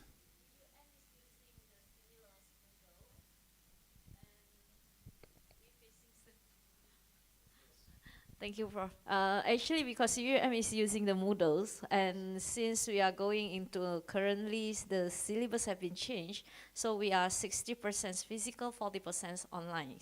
So we have to change all the materials, but then during the COVID is good, we have developed it, but then as mentioned, it couldn't be too long because it will take up a lot of the capacities, and then especially when you would like to move to the next semester, it only can go up to 500 mega big. So if you're having like too big, then when you would like to export, you have to do it many times. So it's better if you do it in YouTube channels, then it will be easier. Correct. That's why it helps with the YouTube to channel it and have. And what we will try and do for this particular project is to build our own YouTube channel so we can pass all the material of overflow on the next level. But the syllabus itself, it has to be not prolonged into more than, as you said, the timing, because if it drops over, then it goes extremely slow. Any other questions? Oh, well, good. It looks like we're going to go and visit the university now. Thank you very much.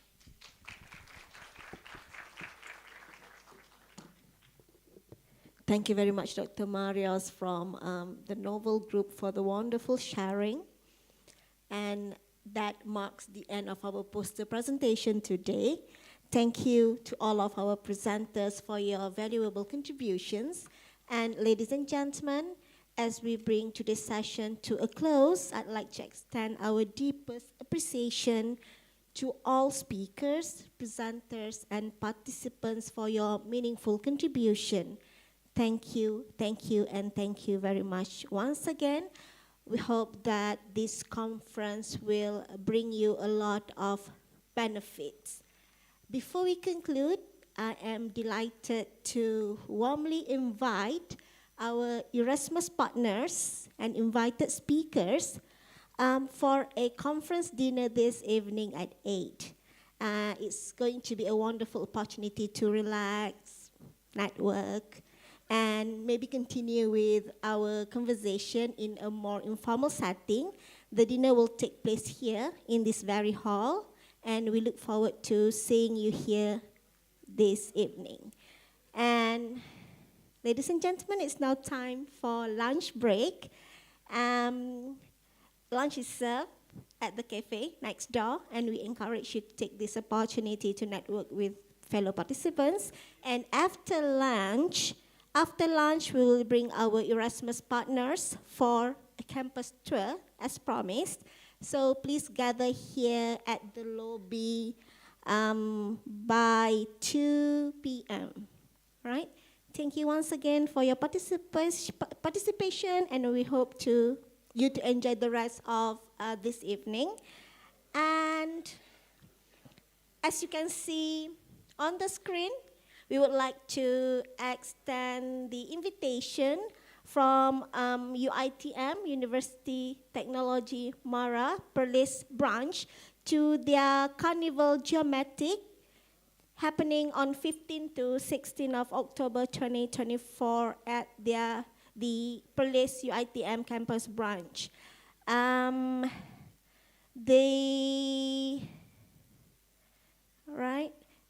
The event will include government and private agency exhibition, geometric explore race, food truck fest, and georobic and fun run. Right, so ladies and gentlemen, those who are here especially, mark your calendars, bring your friends and family members. You won't want to miss the fantastic event. So yeah, you may go for your lunch now. Right, for the Erasmus partners and speakers, maybe we will see each other again this evening. To other participants, delegates, thank you very much for attending this conference. Hope to meet you again at another conference.